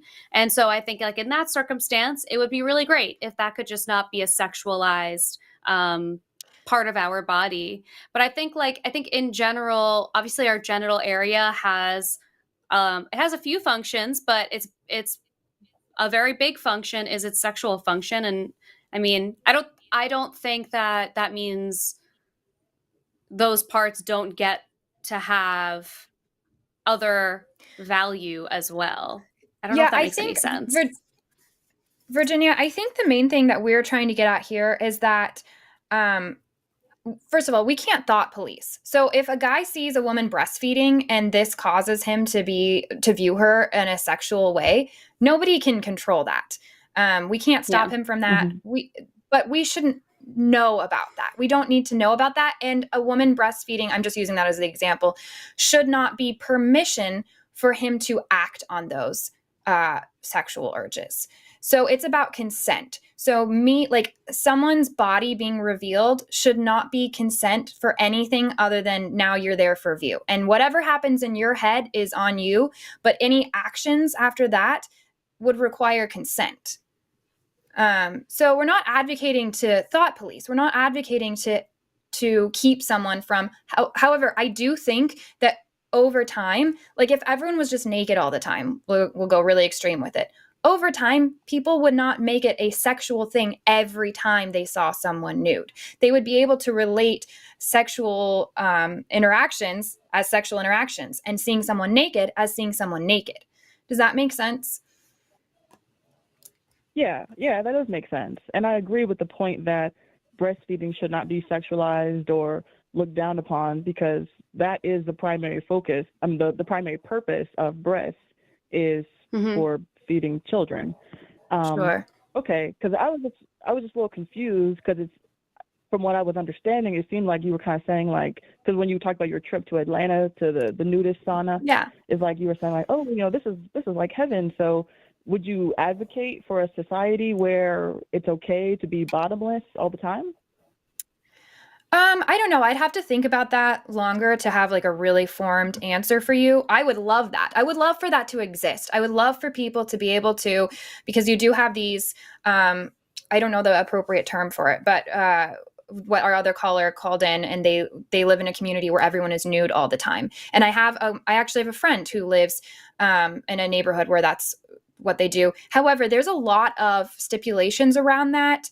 And if you're not respectful and if you do not behave in a way that the community has decided is proper behavior, then you can't be there. You're not invited. So they do have, like, I don't think that as a society, like, if we're talking about the US, like, clearly we're not ready for that. Like, I had to put a shirt on just to do, like, I had to cover up my tank top just to do this episode on a secular show because I don't want to deal with the comments. Do I wish that we could be that way? Absolutely. And there are still cultures in other parts of the world where they are naked and it's just not a big deal. So I think that's more what we're getting at. That's why we were saying, like, I wish that could exist here and I wish there was a way to destigmatize nudity. I don't know how we would roll that out because it would be just sexualized so quickly. So I'm more advocating for people to start to embrace that in the privacy of their own home, or maybe like something like I did, where you're going to a place where it's just not a sexual thing. You're going to a day spa and you're getting in these hot and cold pools and it's just, you're in a safe space and all of that. That's more what I was talking about. I'll let Alyssa say what she was talking about. I was just going to say that I think when we think about what that experience would be like going into a space where everyone is nude and feels safe there, I think that's the part of it that makes us immediately say, oh my God, this is like heaven. To imagine a space where you feel safe and you feel like your boundaries are going to be respected, even though you have no clothes on, that feels like a level of like security and agency that we are not currently given for our own bodies. And so I think that's where that like really comes from. Like me personally, like I don't think like a nude environment would like totally be for me. I'm like a comfy girl. I want to wear like sweatshirts and sweatpants and wear like, you know, like that's more my vibe. But I would love to exist in a space where that felt safe and I didn't feel like my body was going to be like in danger by wearing less. Like I even have, you know, some concerns when I have like little bits of skin showing, I get like nervous about it. So I think it's that aspect of it more so. Right. Okay. And so I didn't catch this if you had mentioned this in your sauna story, but was that for both sexes or was that just women and children? It was just women and children. They had it divided by, it was a very binary way of dividing it. And I went years ago, so I don't think I was even at the point in my thought where I was like, where would my non-binary friends go? But at the time, it was just men go one way and women and children go the other way. And I think even the children had to be under a certain, like there was an age range. So you didn't have just like 14-year-old boys walking around with their mom. That was a big part of what made it safe. So to Alyssa's point, that is what we're talking about. Like, I don't think like if we just passed a law that everyone could just be naked in the US, I don't think that would go well because it's so ingrained in our culture and our thinking here that nudity is a sexual thing. So what we're saying is that it would be so nice if that wasn't the default position on nudity, is that it's automatically sexual to see a naked body. And that tends to be what our culture goes with over here. And in a lot of cultures, that's not the case. And they don't automatically view it that way. And there's way less taboo around it. So I think that's the main thing we're getting at is like, it would be nice if we didn't have this taboo surrounding nudity. We do, and it has to be addressed. I don't think that this is some like quick thing that can be addressed. It means there's an extra step that some of us have to get past in order to be more comfortable with ourselves sexually and with our bodies as a body and not just as a sexual thing. Okay. And so why do you guys feel that society would be better if we could evolve to the point where nudity became less of a shock and I guess I don't want to use the word repulsing, but you know, like I guess shocking and like surprising to people. Like, what would be the benefit of society moving in that direction? I think it would just be an indication of more mutual respect for one another. Like that shock would, we all know what bodies look like. So when that shock happens, well, part of it has to do with consent, right? Like you don't want to, if you're shocked because you're walking down the street in, you know, Times Square and there's someone who's naked, like you've violated my consent. I did not consent to seeing somebody naked in Times Square, but here we are. And so that dynamic of seeing a naked body and being shocked, like that has to stay what it is because consent is important. But I think I would like to just see less sexualizing of bodies when they're not in a sexual situation, because that implies more respect for that person's boundaries and for the context that that person is existing in at that time. Like if I'm existing in a context where it's not sexual at all, it feels like a violation to put me in a sexual context that I didn't ask or consent to be put into. So it's more of like, it's more neutralizing it versus like having it be a level of liberation where everyone can just, you know, where nudity is legalized and we can be nude anywhere and any time that we want, because that violates consent for anybody else who would see it. Okay. But you're meaning like if we adopted that in our society, like right now, because people right now, they would say like, you're violating my consent because I didn't consent to see you naked.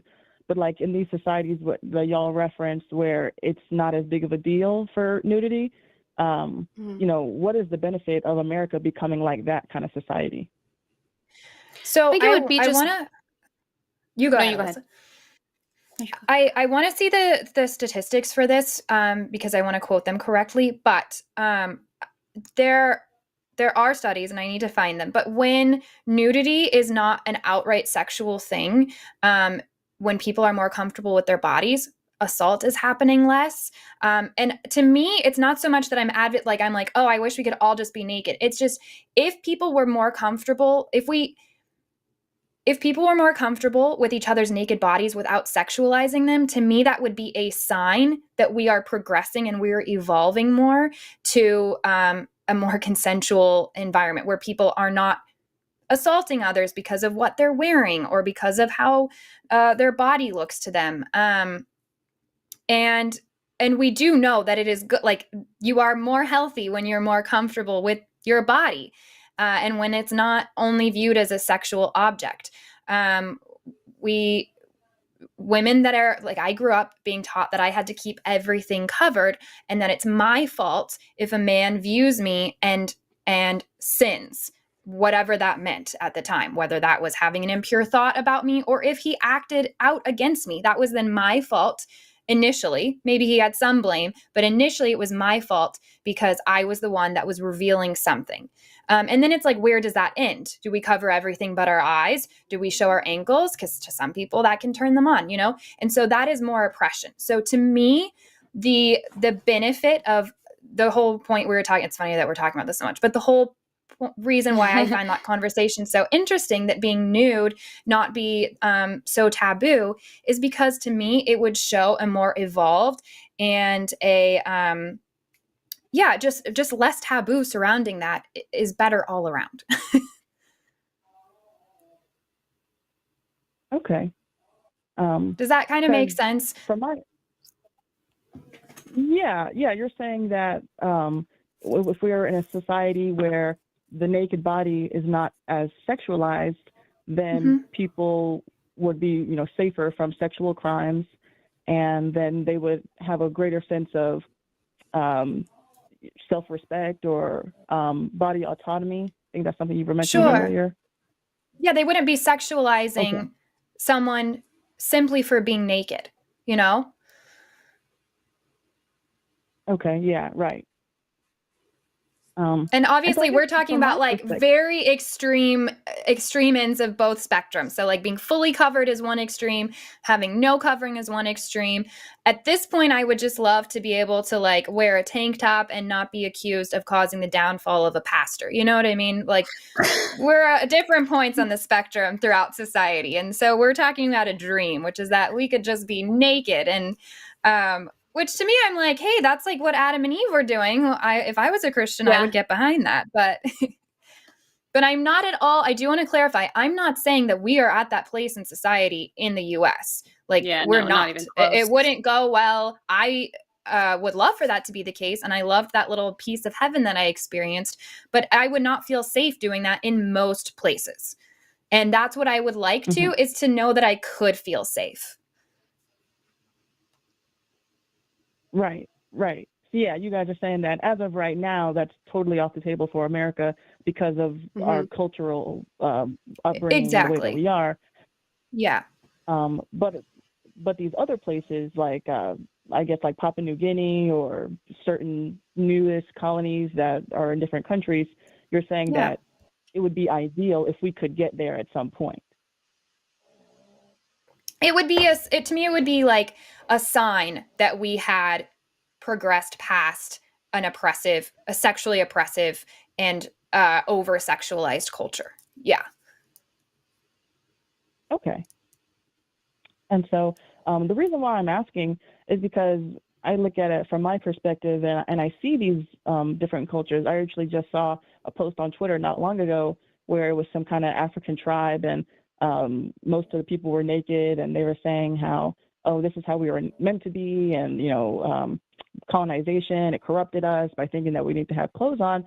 But from my perspective, I look at these cultures where nudity is embraced and I'm sure that they have very low rates of sexual assault, but I don't see them as being progressive in a way. I see them as being kind of backwards.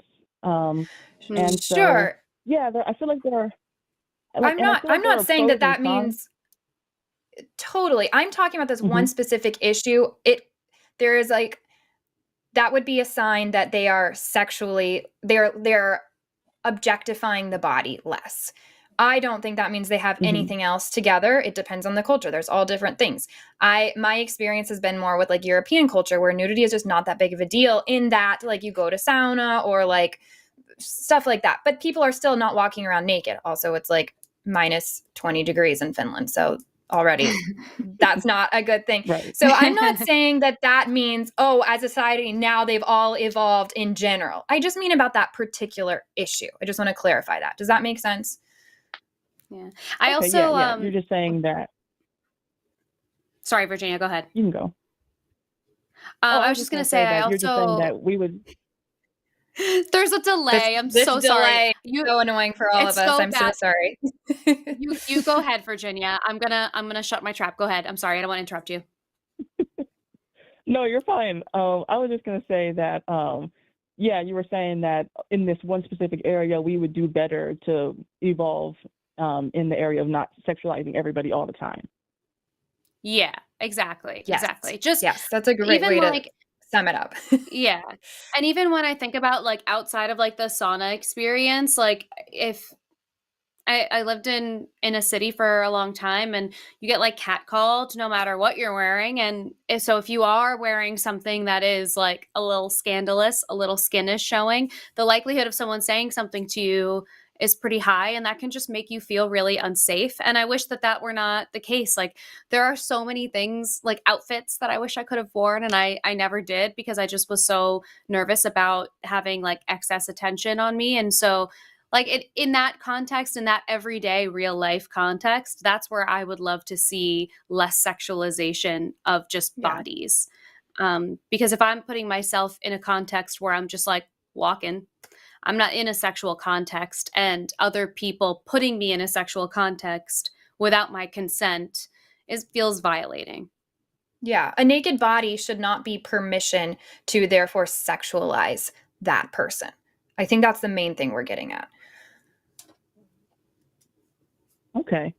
Yeah, and not even just that, because you guys were talking about not even being naked, but just wearing things that other people think are too provocative, and being objectified or what have you.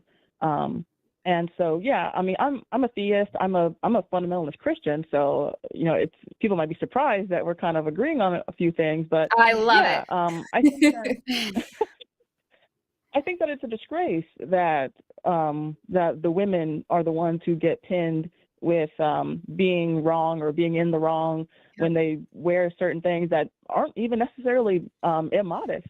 Because, like you said, the pastor might look at you, or a man might look at you. And who gets to decide what's modest or not, right? It's culture, I guess. But then it's like the discrepancies are wild, because what's modest in one culture and over here. And if somebody has a certain fetish about a certain body part, then maybe something you didn't even think of could be showing. And now you've caused them to fall in sin, Well, yeah. I believe that the Bible talks about what's modest and what's not, but that's where we're going to differ. Sure. But I do think that a lot of people, they go overboard with it, and things that aren't even immodest by the Bible standards, people will try to demonize. And like there's nothing in the Bible that says that you can't have your shoulders exposed, and yet it's like you said, that you felt like you need to put that your coverall on because you didn't want to hear the comments or read the comments. And so there's nothing inherently sinful about having your collarbone or your shoulders exposed, or I guess like in the Victorian era, it was ankles and even showing your arms or something. Like people can really blow it out of proportion. And so when we talk about purity culture in that regard, I definitely agree with you that I don't think people should be naked, but I definitely think that there's a line to draw, and that people, they get carried away. Yeah, I think what I would hope we could agree on is that at the end of the day, individuals should be really responsible for their actions. And so it shouldn't matter how much or how less I wear. It is the other person's responsibility how they respond and react to that. And, a 12-year-old girl wearing something too short is not at fault for a 30-year-old sinning, some older man. And that's where evangelical purity culture has really gone off the rails, is when we're blaming women for the actions of men.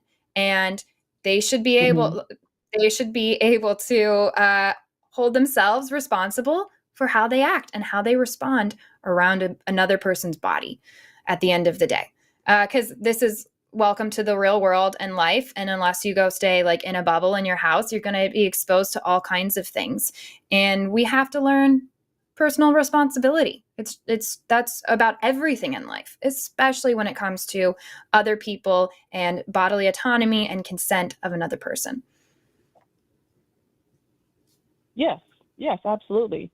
And so I know it's different for every state, but the analogy that I like to use when I talk about this to people is that here in Virginia, if you rear end somebody, then you get the ticket. If someone slams on the brakes and you run into them, then you get the ticket because you were following too closely. And so you can't say, oh, well, they shouldn't have slammed on the brakes. It's, well, you shouldn't have been tailgating them. And so I think that kind of extrapolates to, even if a woman is wearing something skimpy and she's scantily clad, I don't agree with that. But if a man is willingly having filthy thoughts about her, then then the onus is no longer on her. Then that's on you because you have control over your own mind.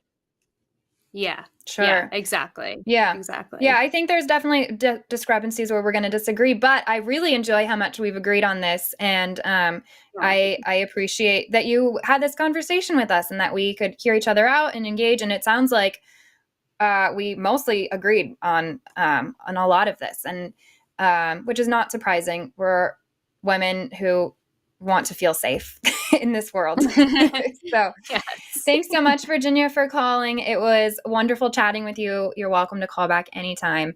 And I hope you have a great evening.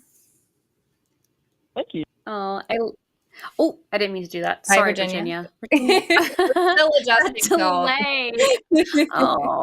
Virginia also had a very lovely voice. There's something about the tone of her voice that was like very comforting.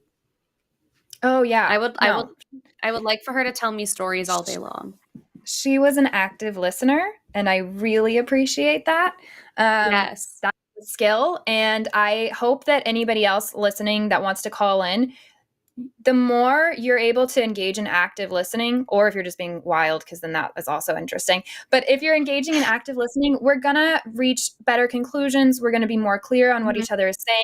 We're going to have longer conversations, and you're going to get more of a chance to say what you think about something. So, and with Virginia, I think it would have been easy for us to start the call off and maybe like get a bit dicey and disagree. But it sounds like we actually, like, she gave us a chance to really clarify what we were thinking, and I deeply appreciate that. So, anyways, it was fun. She had a very like calm tone of her voice too, like just very and very.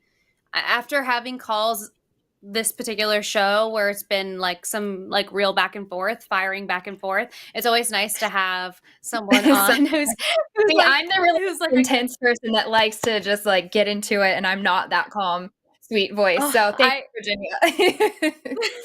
That was fun. Also, I have to say this thing about, so I'm going to say it now because this is going to happen someday. I have this fear that I'm going to end a call with saying like, love you, because most of my phone calls in real life, I end with love you. And I just know it's going to be after like a really horrific back and forth with the theist. And I know I'm going to be like, okay, thanks for calling, Bob. Love you. And because each time a call is ending, I'm like, don't say it. Don't tell this stranger that you love them. Eve, you need to start doing that now because it's so funny. Love you, mean it. Bye. Thanks for calling. Love you, mean it. Maybe that's the trick. Maybe my anxiety about that will go away if I just go ahead and say it at the end of every single call.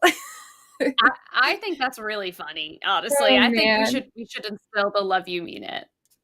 Yes, let's do it. Well, should we head to the super chats? Let's head to the super chats. It's time. All right. Do you want to take this first one? Sure. $10 from Jit Stanfield. Is it possible That it's easier for a woman to reach an orgasmic state depending on the emotional attachment to their partner. Probably a dumb question, but appreciate the content. That's not a dumb question at all. No dumb yeah, it's totally questions. possible. It's totally possible, mostly because reaching an orgasmic state or orgasming in general requires a lot of relaxation and a lot of allowing for a lot of vulnerability in that moment. Like, you can't be in your head, you have to be very in your body, and you have to be very relaxed as you can be. And so if you're really emotionally attached to a person, the likelihood of you getting there is much higher. So that makes a lot of sense. Yeah. And I think it can even, it's not just depending on the emotional attachment to their partner. I think a lot can depend on the emotional attachment that day or in that moment, because I know if I'm like thinking about I'm running late for something, or if something's been off that day, or something that I wanted to talk about didn't get talked, like that can all add up. There's so much that goes into that. So not a dumb question. Totally. Also a great reason to be a good partner. Yes. Absolutely. $10 from Rusty Longshanks. I'm a guy in my 30s who has barely even gone on dates due to a mix of purity culture and autism. What is your advice for someone like me learning to form relationships and become sexually active? First of all, good for you for wanting to pursue this and do something that you want to do. I think that's so great. So already the fact that you're asking these questions and showing that you want to learn is amazing. Alyssa, do you have some practical ideas? Yes. So I think it would be a good idea to be kind of clear about that type of thing in the beginning. And it might be easier to find people in community spaces where you already have things in common. So for instance, like if you have a hobby that you really enjoy, like painting, or if you maybe want to like get into painting, find a hobby and go with the hobby first, because it's easier to start conversations based on what you're already doing. So like, for instance, I'm not a big sports girly. It would be really silly if I went to a sports bar and tried to find a partner there, because I already know there would be something that we would not really have in common. But I do really like, I don't know, emo music. So if I went to emo night and I found somebody there, then I already have this amazing thing that we can talk about that I know we're both interested in, because we're both already here. And so you already have built-in conversation to get the ball rolling, which can sometimes help, especially if approaching people feels challenging for you. But I think it's also important with things like autism and even just like struggling with purity culture to just be open about that in the most neutral way that you can. Just be like, hey, I just want you to know that I do have autism, and so if some of my interactions feel different to you, that could be why. And I'm open to talk about it anytime. And people will be so much more perceptive just to openness, because then you've shown this vulnerability and you've like opened up the doors for this person, and that will make it so much easier for them to embrace you, even if at times they don't really understand maybe where your motivations come from. You've already been so open and vulnerable by giving them that little piece of information. It'll help a lot. Yeah. And on the note about purity culture, because, I grew up in that, and that was a big fear of mine when I was dating after divorce, is that I would have to explain like the way that I grew up to someone, and that someone's going to have a little bit more patience. But I'm very glad that I was open and honest, because I would not want to be with a partner that didn't accept that about myself. So don't be embarrassed at all. And I think Alyssa's right on. Be open and honest with it, because a good partner for you is going to be someone that embraces everything about your past, everything about who you are now, and is happy to take on whatever those challenges are or additions with you. $5 from Mahalia Yaga. Is that right? I feel like you've pronounced right. this person's name before in like the most beautiful way. Okay. I apologize if I did not pronounce that right. Either of you have seen the movie Personal Services, 1987, surprisingly progressive, about a sex worker becoming empowered that specializes in kink. Oh my God. Haven't seen it. Writing it down right now. I'm writing it down too. Personal Services. I've never even heard of that. Me either. Okay. That was right before our time, Alyssa. Yes, 1987. Wow. So interesting. Oh Thanks for sharing. Yeah. $4.99 from Coffee Mom. I explained the show to my mom today, and she had no idea that purity culture was such a prob or that it exists as a concept because it was so ingrained. I know. It's amazing how many people, both people that have actually experienced purity culture and didn't even realize that's what it was, and then people who just have no idea what it is. But once you get outside of it and you're like, oh, that's purity culture. Like, you know it and you know what stems from it. And it's so interesting to me now because even a lot of my friends that I have that are not necessarily Christians, they didn't grow up that way, I can still see some of the residual impact of these teachings that have just become ingrained in our culture here playing out. So it's really nice when we're able to sit down and like label it and say that, yeah, that's part of purity culture that comes from this specific evangelical teaching. Yeah.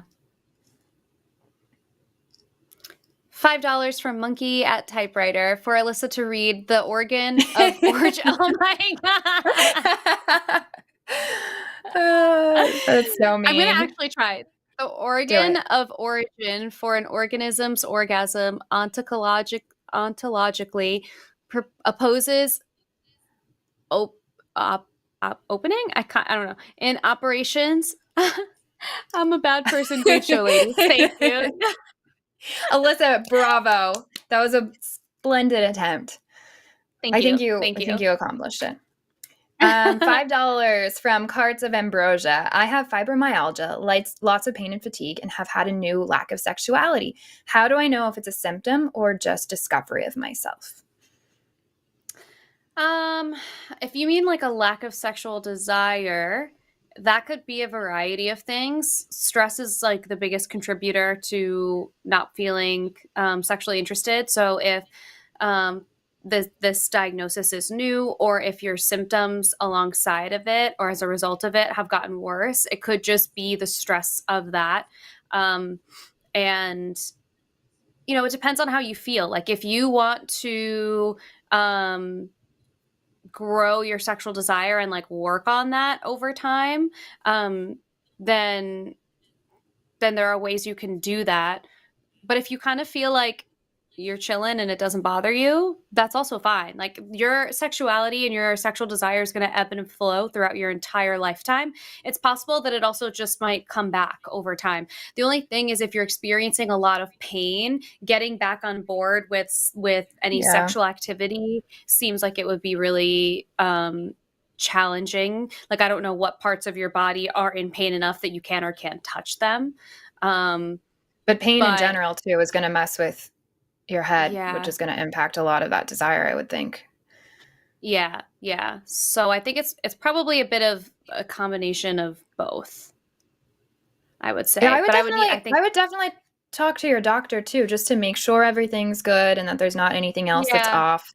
Have your hormones tested if they think that you should. And then as long as you can clear everything out physically, like Alyssa said, if you're feeling good and you're not worried about it, then that might be a part of yourself you get to accept. There's nothing, like, you don't have to have a sex drive to be valuable unless you want to have one, and then you should pursue that.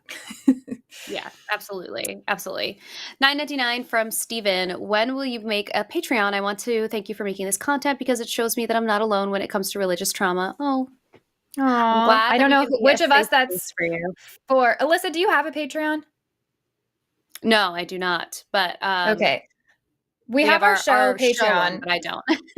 which is patreon.com/calltheline. I am coming out soon with some sort of Patreon Substack. I'm still figuring that out because I do want to offer, it's not really because I'm wanting to monetize, although I do need to get paid for my time at least a little bit. So it's going to be a pay option, but I'm going to have a paywall with more content.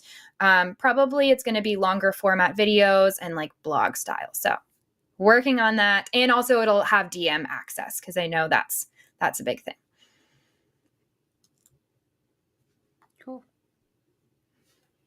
$20 from Adam D. What are your thoughts on fertility awareness methods for birth control and why are they so tightly controlled by religious organizations? I don't know why they're tightly controlled by religious organizations, but like I don't know why specifically fertility awareness methods would be. I guess I don't know. I guess I can like make some guesses there, but in terms of fertility awareness methods, they're 80%-ish successful in preventing pregnancies if they are used correctly every single time. But to be able to do that can be a little tricky. You have to like really be on top of things like the literal texture of your cervical mucus and stuff like that. And personally, I think there's a lot of room for error in that. To reach that 80%, there's a lot of room for error. So unless you're in a situation where if you happen to get pregnant, you have a plan and or you're okay with having a child, I would recommend a backup method as well. But yeah, typically like 80% effective if it's done correctly.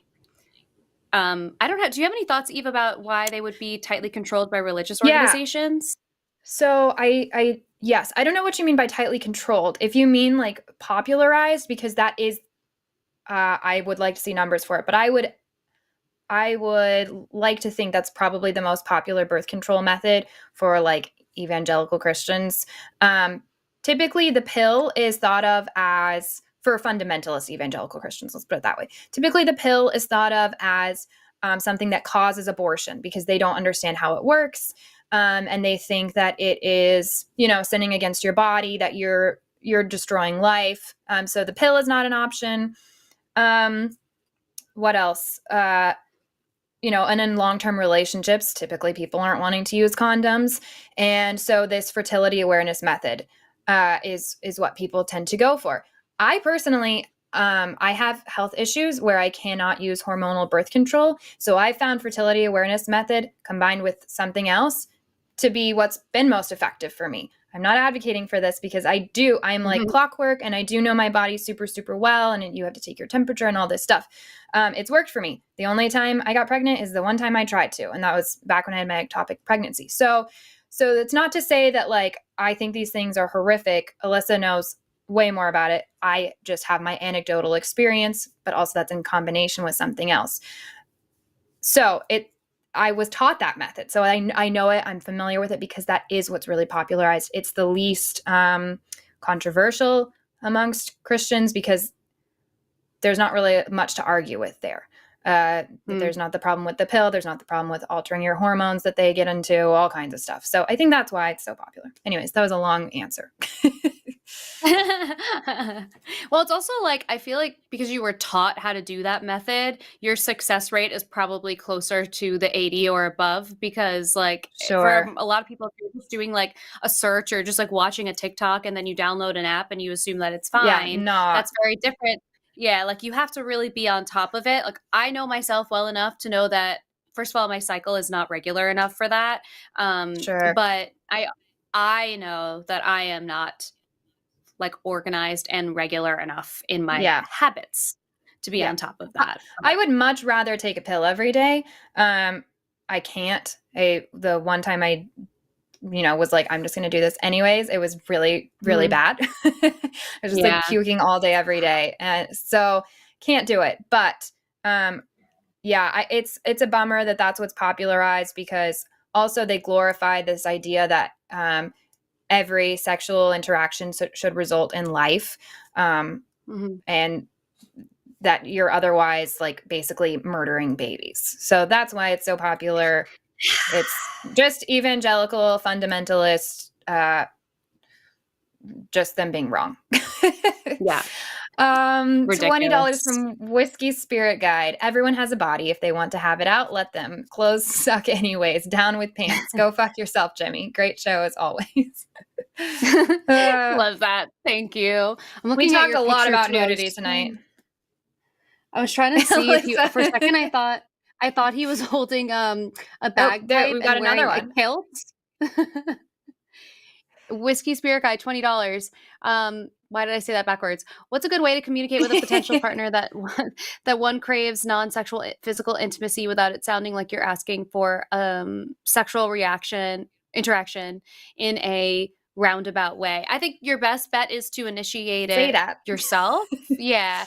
You can just initiate it yourself. So think of the ways that like you're basically modeling for them. So like if physical intimacy for you means like when you pass each other in the kitchen, like touching each other on the hip, or like giving a little kiss, or a little massage at the end of a long day, things like that. If you start doing that for that person, they'll probably get a better idea of what you mean by non-sexual physical intimacy, because your version of that is going to be different than everybody else's anyway. So you're kind of like teaching them what that means. And then you can also like request that at times. Like you can say like, oh, could you give me a little massage? Can we cuddle? And it might even be worth your time to just say at some point like, hey, I really love when do it as best as you can in a complimentary way. I really love when we're in the kitchen and we can like have little touches here and there. It just makes me feel really safe, and it just makes me feel really loved by you. And doing it in that way where like you're giving them a positive reinforcement instead of criticism is really helpful. Also, I fully thought that you were holding a bagpipe and wearing a kilt in the picture, which is why I got really close. I don't think Do that's we know what's happening. happening in the picture? No, but that's what I think. I think it's a sword and a kilt. Who knows? Oh my God, we is need it? glasses, maybe. I don't know. I can't tell.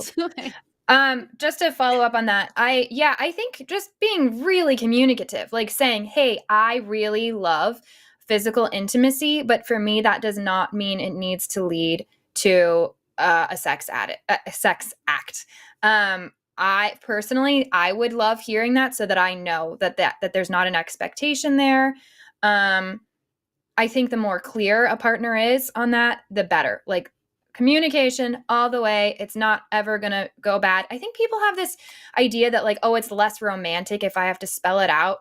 I don't think that's true. And I would rather have trust and communication than like this idea of romance. It's very romantic to experience those interactions and to not feel the pressure. And it's really helpful to hear that that's what that person is expecting or not expecting in that situation. So I think just being really like confidently open, like, hey, I really love this and I would love to interact in this way. How do you feel about it? Also, I'm not expecting X, Y, and Z after.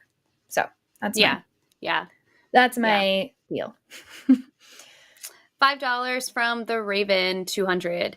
Everyone, be sure to give that like button a nice consensual slap on its thick, juicy, plump, round derriere. I love that. Thank you.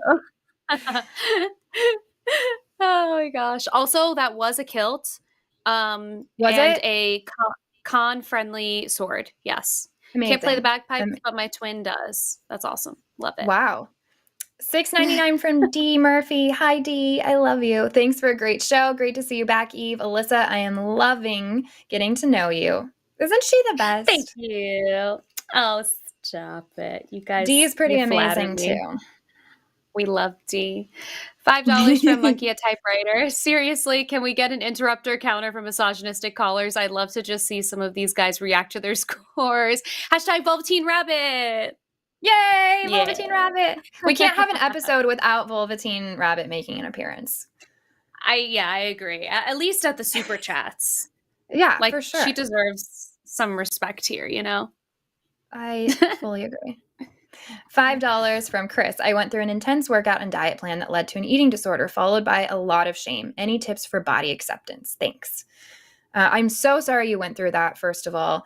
I don't know that that's my area of expertise. Alyssa, again, I feel like everything isn't just me being like, here is the expert.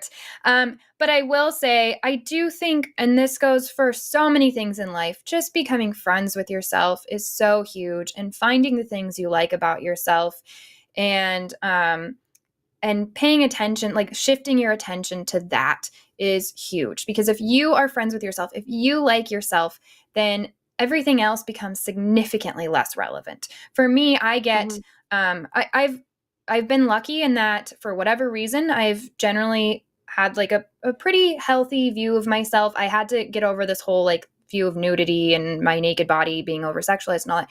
But when I started doing this work online, I mean, I get like if you think of whatever insecurity you have about the way you look, they're telling you every day, like you're having that thing harped on. Like, I know, oh, if my eyeliner isn't right today, somebody's going to say something about it. And it is what it is. And the way that I handle that is I don't even have to handle it. I am friends with myself. I like myself. I'm the person at the end of the day alone with me and myself and my thoughts. And liking myself, the only kind of work I've had to do for that, other than therapy, is getting to know myself, because it turns out I'm pretty cool. And getting to know myself more, I learn those things about myself, and I'm like, oh, I like you. Like, this is cool. And whatever this other person has to say is just, that's their issue. So anyways, sorry, yeah. Alyssa. I loved all of that, and I loved hearing about your journey into getting to body positivity. And it really is like a daily practice for everyone, because I can promise you, even the person who is like your ideal of a perfect human body has things that they're insecure about and things they would change. One of the exercises that I find can be helpful is a mirror exercise, where you stand in front of the mirror every day and you wear as little clothes as you possibly can. Maybe when you first start this, you're fully clothed, and maybe a month from now, you're fully buck naked as you were born. But when you start, wear as little as you can, and point out one thing that you really like about yourself, and just speak positively about yourself. There is like a huge benefit when we just speak positively about ourselves. Like, our negative self-talk ends up becoming like, it sticks. It just sticks to our brain, and it makes us believe that over time. But in the same token, you can do the same thing with positive self-talk as well. So I would give that exercise a try and be really kind and gentle to yourself in that process. And it might even be helpful for you to, if you can't think of anything that you are immediately thinking about your body, it might even be helpful to name one thing that you just like about yourself in general. Like, I'm a really good listener. I'm a really good friend. Those are things when I really get caught up in like feeling self-conscious, feeling like, whether it's physical or mental or whatever, I try and really think about my value as a person. I know I'm a really great sister. I know I'm a really great dog owner. I'm a really great listener. And like, think of what my actual value is in this world, and that helps me personally. But I would give the mirror exercise a try, because I know people who've had a lot of success with that too. Yeah. That's awesome. I think this is you. $9.99 from Jason. You two are doing great things here. Great conversations and great advice. Love the show, and thank you so much. Thank you. I appreciate you listening. $9.99 from Poor Claire. I saw a thread saying some men commit SA without knowing. People were tearing her up in the comments. I think she's right, but I'm not excusing it. Many people don't understand consent, and it's a big problem. Thoughts? Yes. So an example of this, and this is why it's so important to have these conversations and talk about nuance, because there's nuance in almost everything. And marital coercion is a big thing. And that is, when you're married to somebody, and it can be a range of things, but what I've seen the most of is in these evangelical fundamentalist relationships, women are raised, and I was raised this way, to believe that once you get married to somebody, that person has access to your body whenever they want it. And you're not even taught about, like, I didn't even know what the word consent was or what it meant or anything like that. So you're constantly in a position where you are having sexual interaction with someone, and you haven't even thought of, like, do I even want to do this? And that's why I'm saying nuance, because it's like, some of that time maybe you did, some of that time maybe you really did not. And it can cause a lot of trauma, and that has to be addressed. There's some amazing content creators out there that specifically talk about marital coercion.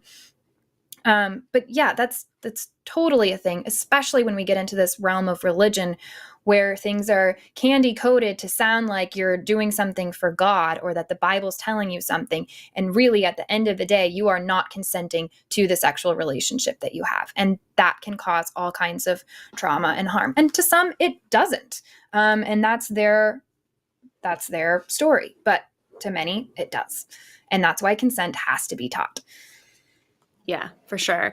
And I also, like, it's tough to say without, like, all of the context around exactly what happened. But another thing that I always think is interesting is a lot of the times when we see sexual interactions displayed in media and especially in adult entertainment, like porn, we see there are conversations that happen before filming around consent that are not shown when you're actually watching that media.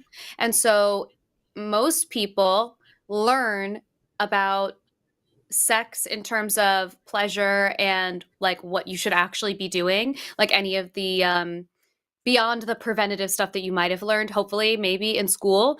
The other stuff, a lot of people learn from porn.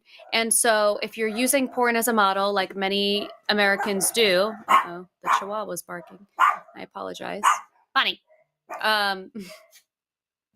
Then you are likely not seeing like a healthy model of what consent is. So I think that there is room for that argument for sure. But it's hard to say like without all the context of the situation. But yes, that's a good point, Claire. Thanks, Claire.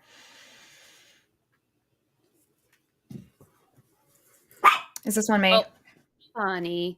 I don't remember. $20 from Alice and the Animal. If the person suffering with fibromyalgia is still listening, I just wanted to let them know that there's a great community over at the Mighty. It's free to join, and I can always find someone who has the same problem I do. That's amazing. Yeah. Thank you, Allison. That's very cool.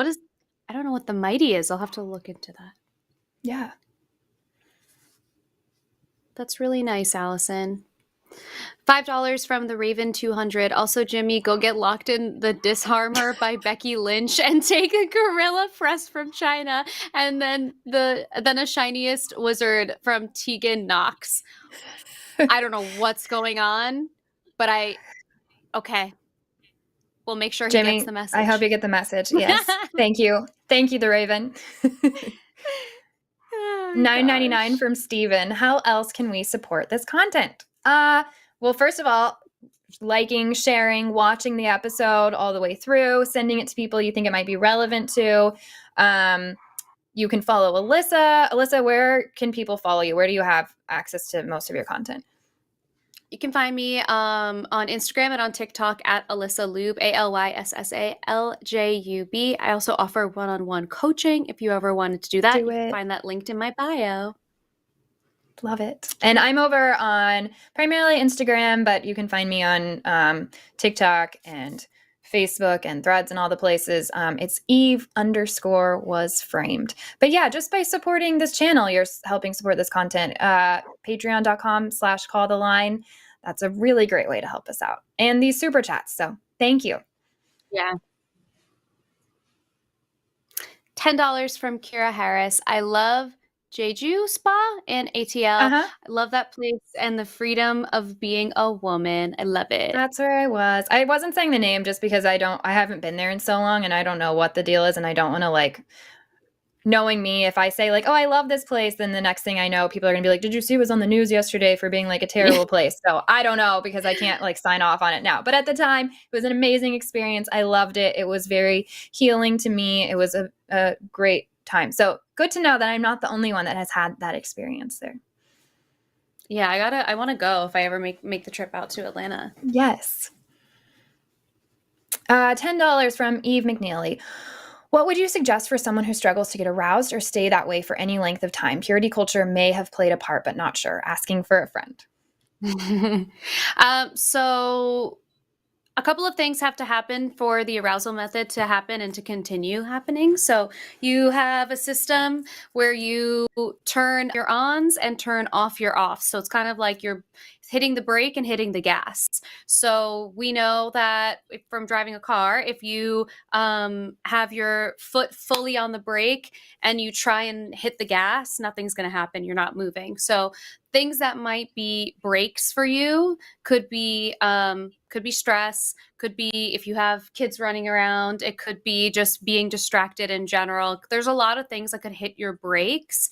So finding ways to put yourself in a situation where you're minimizing the things that are inhibiting your sexual arousal will be helpful. And then foreplay is really, really, really important. It's especially important for women because we are most likely going to have something called responsive desire, which means I was about to say that's a big learning. That was a game changer for me. Yeah, it's a game changer for everyone because we need our desire is responsive to a sexual stimuli. So like for some people, the thought of having sex with someone is enough to arouse them. For people with responsive desire, things like making out, having some sort of physical touch or something like that, or even texts back and forth, which have some sort of romantic connotation, scheduling sex is part of that responsive desire cycle, and that can help a lot too. So I would say look at the things that might be hitting the brakes for you and think about things that hit the gas for you and find a way to turn off the offs first so that you can keep the ons on. And it might even be helpful to think about like a situation where you've had a really, really great sexual experience and what was happening in that time, what was turned off and what was turned on, including where you were, who you were with, what your relationship was at that time, what your job was at that time. Like think about as many factors as you possibly can, and that can help you figure out what your gas and your brakes are. I love that. I know a thing that has always helped me. I notice that if my libido or whatever we call it is getting lower than I want it to be or lower than normal or whatever I deem as normal, that's usually a reminder to me that I haven't been checking in with myself and self-pleasure and reconnecting with my sexual relationship with myself. That's a really big part of sexual health is your relationship to sex by yourself. So that might be another thing. And like for me, that means like planning it into my day. Like, okay, I'm going to do this and I'm going to have like this candle and I'm going to have this, you know, without getting into all the details. I make it an intentional chore, like a really great chore, you know, but it is part of like sexual hygiene to me is planning something like that and prioritizing it. And I think when you make it part of your regular routine, however you can, that's always going to increase desire, at least for me. And I think that that plays out for other people as well. The more you self-pleasure, the more often you'll start to feel like you want it too. Like my brain is starting to slow down because I'm sleepy, but the more you do it, the more you're gonna want it. $10 from Bike Our Nurse Ratchet. Love your show. I wish you much success with love from a recovering Catholic. Oh, thank you. Thanks so much for the support. That is the end of our super chats. Look at us. Thank you guys for hanging. I know we went a little later than usual. I had the best time. Thanks, Alyssa, for all of your amazing insight.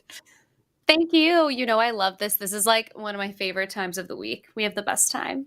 It is so much fun. And we'll be back. Are you back next week too? Yeah, I think so. Yeah, so we're both back next week. We'll be hanging out again tomorrow night. I'm here with Matt. And don't forget to check out our patreon.com/calltheline. You'll see our Patreon supporters, I think, listed at the end here. But it's been a great time. Love you all. See you next week. See you next week. Thank you to our mods. I think David was our mod today. Yes. And thank you to Morgan, as always. Always. We love you, Morgan. You're the best producer. I don't know who chose this music. Who chose this? It doesn't feel like it could have been Jimmy. I think it was